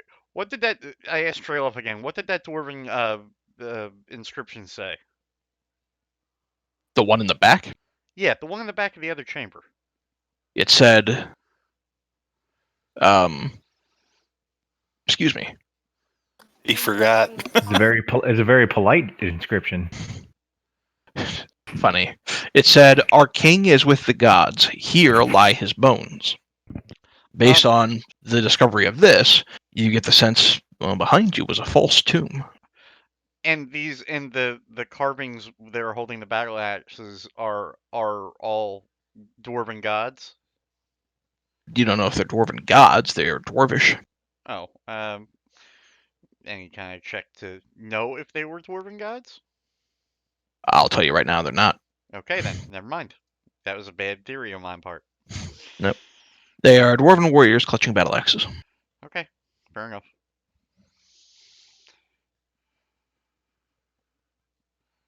I'm going to say before you touch that sarcophagus, let me check and see if I can find anything. That might be a trap. I'd like to check for traps. I assume that 8 was not part of it, so that was an earlier check. That was Yeah. Please God, yes, that was earlier. Okay. So go ahead and make a perception check. That was the other room. Well, that 11's not really good either, but I'll take an 11 over an 8. So it looks like the crystal panels can actually be pried from the walls, and each panel is a little heavy. It's probably pretty heavy, but it's worth some gold, especially with the crystal battle axes. Quick question, and just what you call it. I have no idea what the fuck Julie has in that bag, but aren't we getting close to the weight limit of the bag? Probably. So it would take some real effort to get these out and going somewhere. All right, Killy. So, this room still doesn't seem very kingly at all. Uh-huh. What do you want to do? Knowing that we can't go north and knowing we can't go east, I'm going to check the west and south walls. Make perception checks with advantage.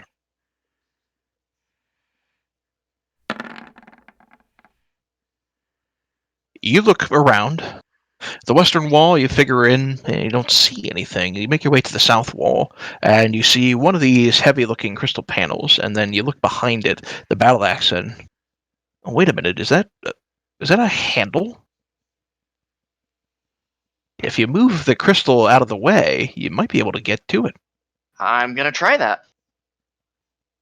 Okay. So, you have pretty low strength. I will let Drown off to it. I will Fucking step back. noodle arm. I have a strength of 8. I'm going to turn the lever he showed me. Okay. So, turning the lever, you see a second secret door opening to the south.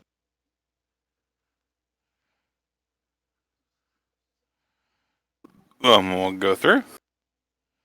Man, these dwarves are hiding all kinds of stuff.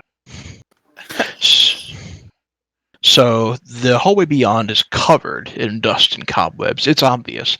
No one has been down here in a very, very long time. This has been hidden for centuries. Now, this What? seems like the type of tomb raiding people should have been doing in the first place. I'll look at Singe to see if he wants to look for traps on that door. I will. Make a Because perception check. I've seen Raiders of the Lost Ark too many times. God damn it. There goes the sprite up my nose. You are fairly confident that the door itself is not trapped. Okay. The I door. am fairly confident that the door itself is not trapped. I open the door slowly. It ends in a dead hallway. I don't buy that for a minute.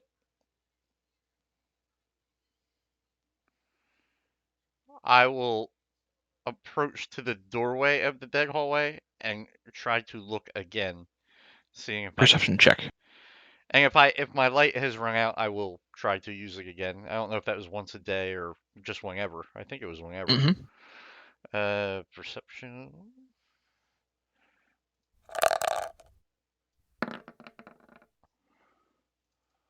What? You notice, Yeah, okay. and directly in front of you is a pit trap. So right here. Mm-hmm. I turn around and look at the goblin. Will you get up here with us? And don't touch any of the stuff in this room. Be glad he's not. What was it? A Kinder? Wasn't that basically the Hobbit race back in the day? Yeah, they were kleptomaniacs. I'm going to I ask. got your back. Go ahead. I'm going to ask him to see if he can come up here and see if he can see the mechanism for this and see if he can disarm it.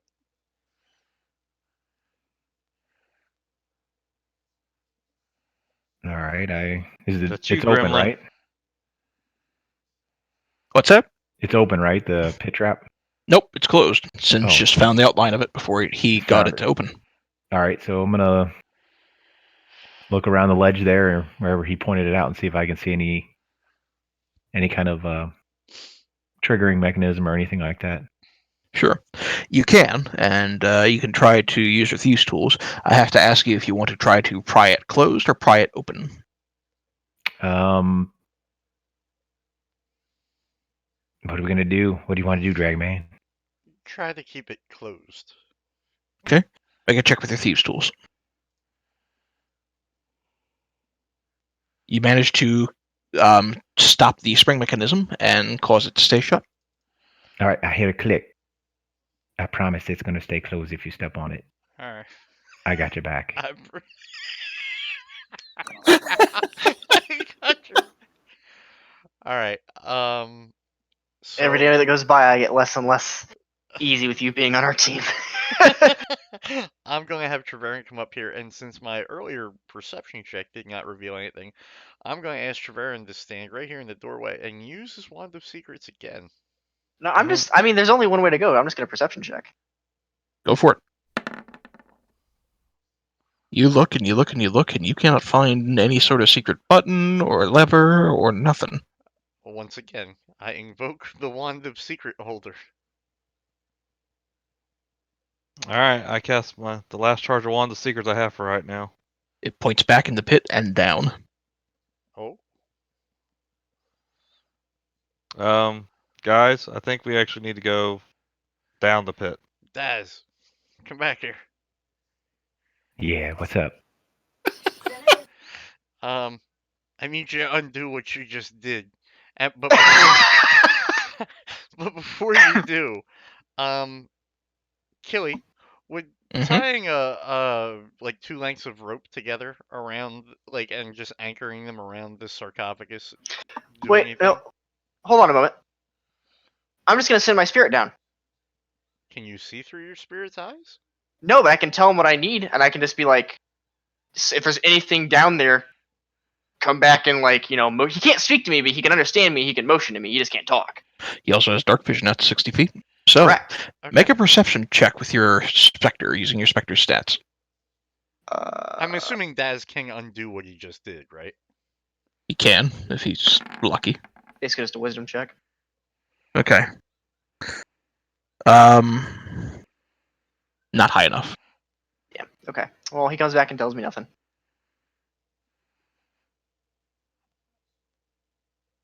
And Treverin's already Okay. said it's point down. I get. Yeah. Oh, sorry. I Try get down it. on my belly and try to put things back into order. Make another check with the Thieves' Tools. You manage to rearm the trap.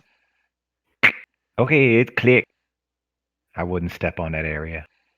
But if you do, I got your back. Who's the lightest out of all of us? I hear that elves have like hollow bones, so I'd go with him. I weigh 150. They're like goose bones. Then this is what I suggest we do.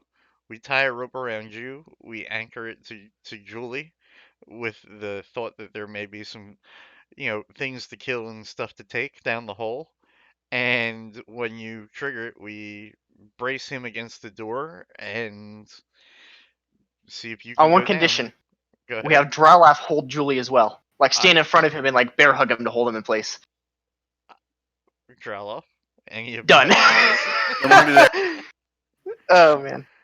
Well, Julie is going to use his second wind in order to regain a few hit points, because he got hurt a little bit in the last fight. And you're doing what for him? You're asking him to do what?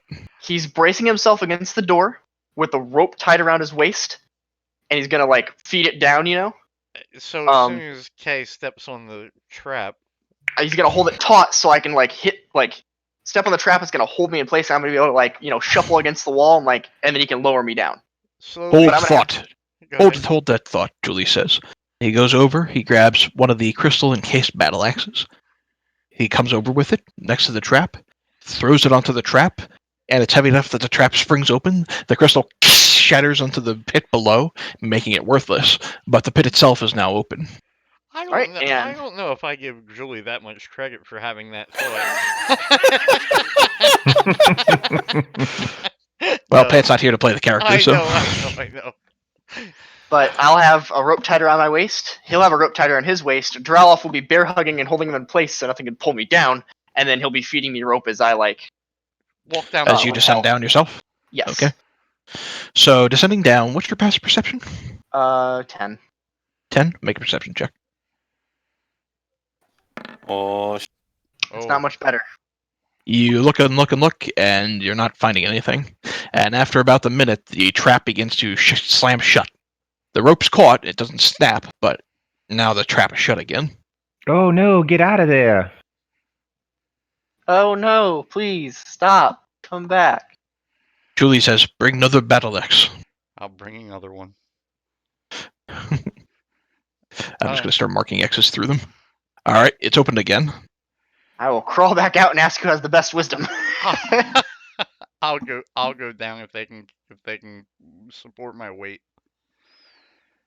which Okay. is I can. So you're going to toss another metal axe down there as you continue to open it up because it shuts close after every minute. And him So and I go will ahead. switch places. All right. What's your passive perception then? mine. Mhm. 17. Okay. You see hiding amongst the detritus on the bottom of the pit is a button. Fuck me. Against my better judgment, I pressed the button. In front of both Kay and Treverin, who are waiting over on this side, a secret door to the south opens up. So And after running through 4 of the battle axes, you're pulled back up. I need another thieves' tools check to see if you're going to try to jam it shut again. I will. With advantage, he's done it twice already. He knows how the thing fucking works.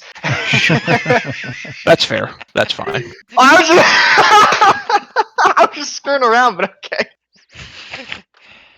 All right, you shut it close again. You got this new room open in front of you.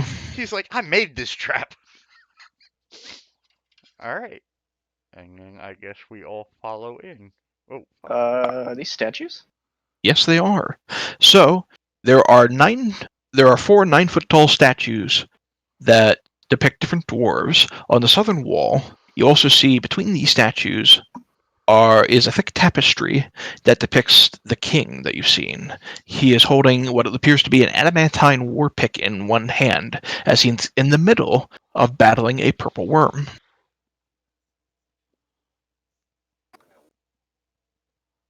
I'm not Like the gonna be. worm. I'm not gonna be held responsible if you turn these statues. I was about to say, which way are they facing? Do any of these They're statues facing towards the center. Do they seem like? Do I recognize any of them? Religion check. Seeing that purple worm on the tapestry, I'm going over here. So, you recognize them, Kay, as dwarven deities, including Moradin, the god of creation, Berinar Truesilver, the god of hearth and home, Clangadin Silverbeard, the god of battle, and Marthammer Dween, the god of exploration, and by one of the patron gods of Drelof's clan.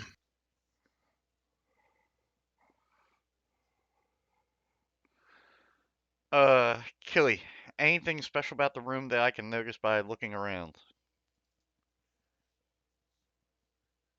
No, but you do hear a voice in your head say, "It's been a long time since someone has wandered into here."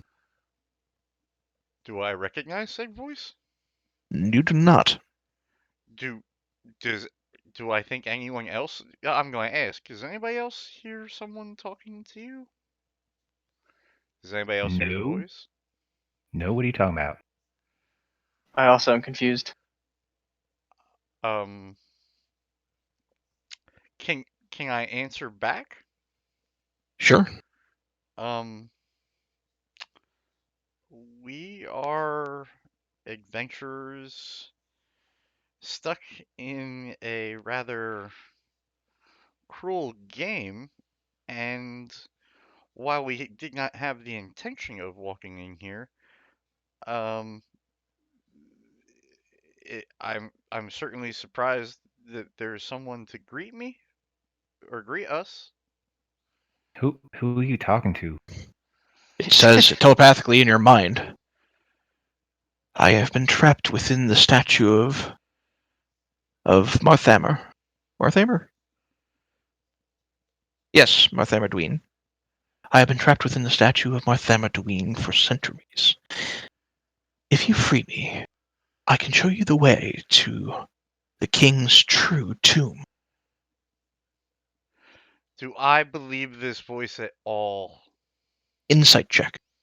Please, God, roll high. You believe that he is being sincere, that if you were to truly free whatever this creature is, it will show you the way to the true tomb. I'm going to ask, and how do we free you? Knock the statue over, smash it into pieces, and I will be free from my imprisonment. How do Okay. we free who? Who are you Okay. talking to? Okay, guys. So I know I'm a little weird. I have strange tasting, food at times. What, you want to eat the statue? Shush, elf. You know, in all my time You're at talking about Evermeet, food and there's statues in here. What are you talking about? in all my time at Evermeet, I have never met a more condescending elf, and that's saying something. I agree. Elves are I never will good take that as a anyway, so compliment considering the source. Okay. I've never met a good elf. I'll take that as a compliment. Okay. With that said, Stupid goblins. as soon as we entered into the room, a voice in my head began speaking to me, saying that they were trapped in the which statue would it be, Gilly? Do we know? It would be the statue of Marthamer Dween, which would be this statue right down here. I'm not seeing a There's no ping. ping. Oh, hang on. This Right. statue right down here. Okay. And I'll say to Drelov, I realize that this is a former member of your or a forebear or a god of your clan, but it's telling me that he is being trapped in here, and if we release him, he will show us to the king's true um uh burial chamber. Tomb. And Did mhm. did it give you his true name, or just say he would? I said he would, and I don't have any. I have very good reason to believe he's telling the truth. Ask him how he free him. He said to knock over the statue and destroy the statue. I'll say that to Dreyloff. Mm. I imagine Julie would have just walked over to the statue, like with sword in hand, like just move. Ready I'm to knock gonna, that shit over? yeah, I'm gonna push it over. So what? So you're saying that a voice in your head says free it? I do not. Shh. I do not expect everyone to believe everything I say all of the time, but I I don't don't like lie this. about things. Well, I Do know not you're a move holy over here. person. Is it your holy whatever? What is it? I don't know what is allowing me to speak to this. Ask it what Kelly, its I'm gonna name push is. the statue. You're gonna That push the one? statue over? Oof! I'm gonna hide Yeah. behind the statue. Okay. Pushing the statue over, it shatters as it contacts with the ground. And you watch coming out of it is a strange, almost lobster-like creature that looks like this. Oh! Oh yeah. It says, I appreciate the assist, and I will adhere to my bargain. It says this, by the way, telepathically to all of you. It will cast Dispel Magic. For whatever reason, I can't link it on the character sheet. You want me On the to? southern wall. Mhm. That's okay. I know what it does. It will cast Dispel Magic on the southern wall. Will point into the corner as the wall fades from view and say, a secret door there hides the true tomb. Um, out of curiosity, how did you become trapped in the statue of a dwarven god? Does it matter anymore? Uh, Do I know what this is? Make a religion check or an arcana check, your choice. It was almost a 16. do You I don't. do I know what it is? Go for it.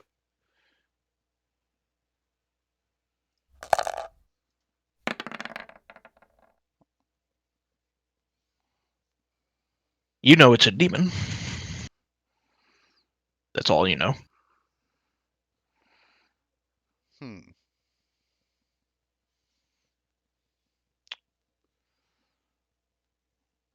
While I'm not usually comfortable freeing demons, and I did not know that's what you were before we released you.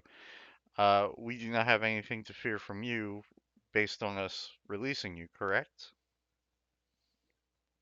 As I've said, I've kept up my end of the bargain. I've revealed the way beyond.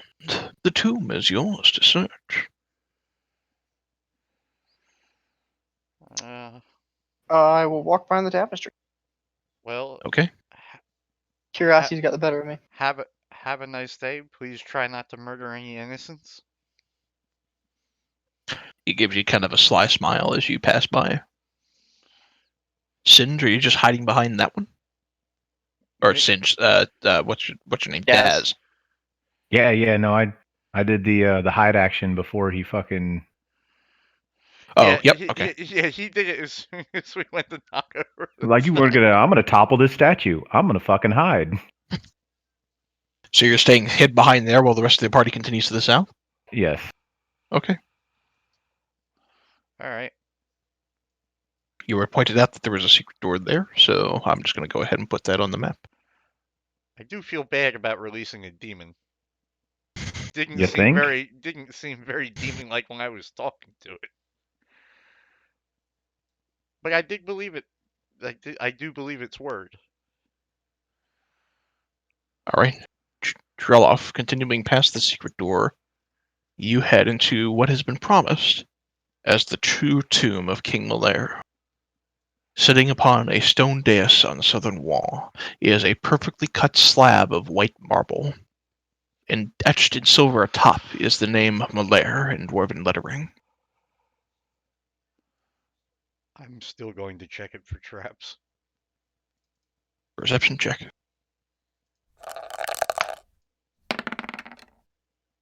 Jesus. Not that you see. All right. Okay, is the specter following you?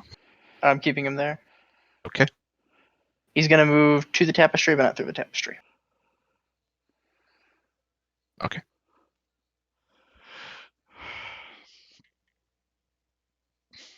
Well, this So may what's have. that?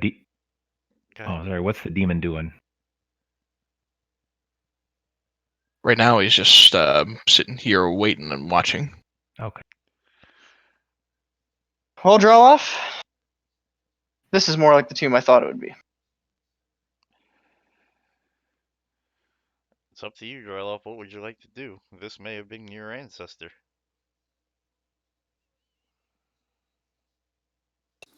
Hmm.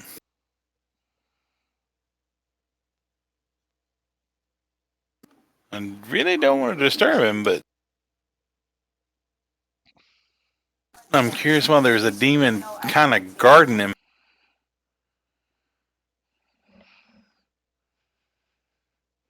At this point, I imagine Julie walks in and goes, "Move, sarcophagus lid." Julie, I think I would have gained a significant respect for Droloff in these last few months that he's waiting for Droloff to decide. I say open it just to see what's inside. Are you going to go up and try to move the statue? Or move the lid? Kelly, before he does this, Oh shit. no, before he does this, you know, we've been through a lot of different rooms. I'm going to say, Drelloff, make peace with your, your ancestor before we do anything. And while he's doing that, I'm going to cast Detect Magic as a ritual. Okay. While you're in the process of casting Detect Magic, 10-minute cast, 11-minute cast, in fact, Yeah. Drelloff, you're walking up to the stone lid and attempting to move it. Yeah. Okay. As soon as you touch your hands to the lid, taking a moment to breathe, all of you watch as an image is conjured right above the sarcophagus itself. An image, spectral, of King Malair. And you hear a dwarven voice respond. To those who have touched this tomb, with the bond of blood that runs through your veins, you may very well be the last of me kin. Know that wherever you wander, that these halls, I hope, are not home. Home is where you wander into the world, where you find kith and kin, and where you choose to settle. These halls were created by my hand and those who called me friend. They will exist long after I pass. Whether or not they be a home, I'm afraid I will not live there long to see. Whatever the circumstances that surround me and me kin, I know that a king is not created by any noble birth or any inherited wealth.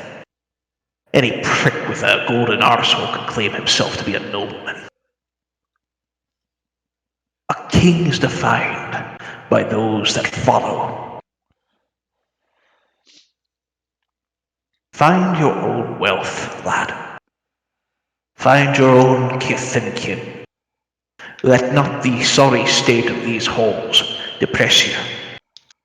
Let not the state of our fallen family cause you to lose your way in this world. So long as you stand, pick in one hand, hammer in the other, you'll find a home and family. And the image fades, and the lid opens on its own. Inside, you can see the mummified corpse, all that remains of King Malaire, clad in burial robes and clutching an adamantine war pick. Sitting across his legs, you see a beautifully carved shield that bears the symbol that you hold on your father's neck. You also see a beautiful belt that bears the visage of a dwarven face wrapped around the burial robes.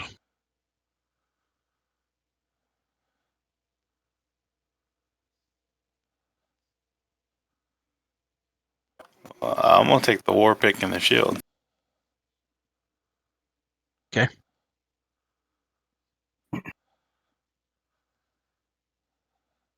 What's the demon been doing? I'm watching him this whole time. Before we get to that, is there anything else the rest of you are doing in the midst of all of this? Not a thing. Well, in the midst of all of this, you can hear the shattering of stone behind you. As you're keeping an eye out from secret, you watch as he moves up next to another dwarven god statue and shatters it, Oh, revealing. I shoot him. Okay. So as you move to shoot him, we'll go ahead and make your attack roll, but we'll go into the initiative order tomorrow or next week because it's getting late. Go ahead and make the attack roll real quick with advantage. All right, and I'm going to sharpshooter this shit. Yep. I sure am. Advantage. Well, that was a nice roll. So -5 from each of those, so 25 and 18. Okay, so the crit's going to hit regardless. The 18 is also still going to land. All right. So since I hit. sharpshooter. Oh, go ahead. But all right, so 8, 16, 15, 25 points in the first strike. That's the crit, and then 23. All right, so you unload into him. He's very clearly aware of your presence now. You're not going to be able to hide. He knows exactly where you are. All right, and I'm going to expend a superiority dice and try to do the menacing attack. Okay, wisdom save, right? Yep, 15. Yes! He fails. He is feared state. All right, so he's afraid of you from the menacing attack. It's late. We'll continue what happens next later. So do we need to add that shield and that pick to my inventory? Yep. So the adamantine pick has no special properties, as far as I'm aware. Hang on. Other than it's Actually, I made take of that back. adamantine. So, whoops. Come on. So it qualifies as an adamantine weapon, which basically all that means is whenever you hit an object, it's a critical hit. As for the shield, now I know it's not going to be identified, but considering that it's your clan, I'm going to go ahead and reveal it. That's not it. That's it. It's not an attuned item either. And contrary to where it says the shield is emblazoned with a symbol of an eye, that's not true. Yours is emblazoned with the 3 mountains. By the way, guys, it's Grandpa Salad.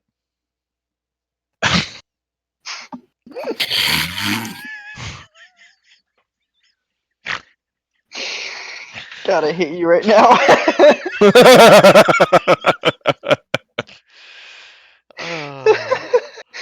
Why did I have to read Gary's sound like I did? That's it for tonight, guys. Alright. Awesome. All right. Now, how to add that shield to my inventory? Are you ever gonna use it? Yes, actually. So, do you already have an advantage on initiative rolls that I can't remember? Yes, I think so. Okay, Only so while we should have raging, to. I think, right? No, he should have advantage period as part of whatever his barbarian stuff is. The only thing to remember then is simply that you have an advantage on perception checks.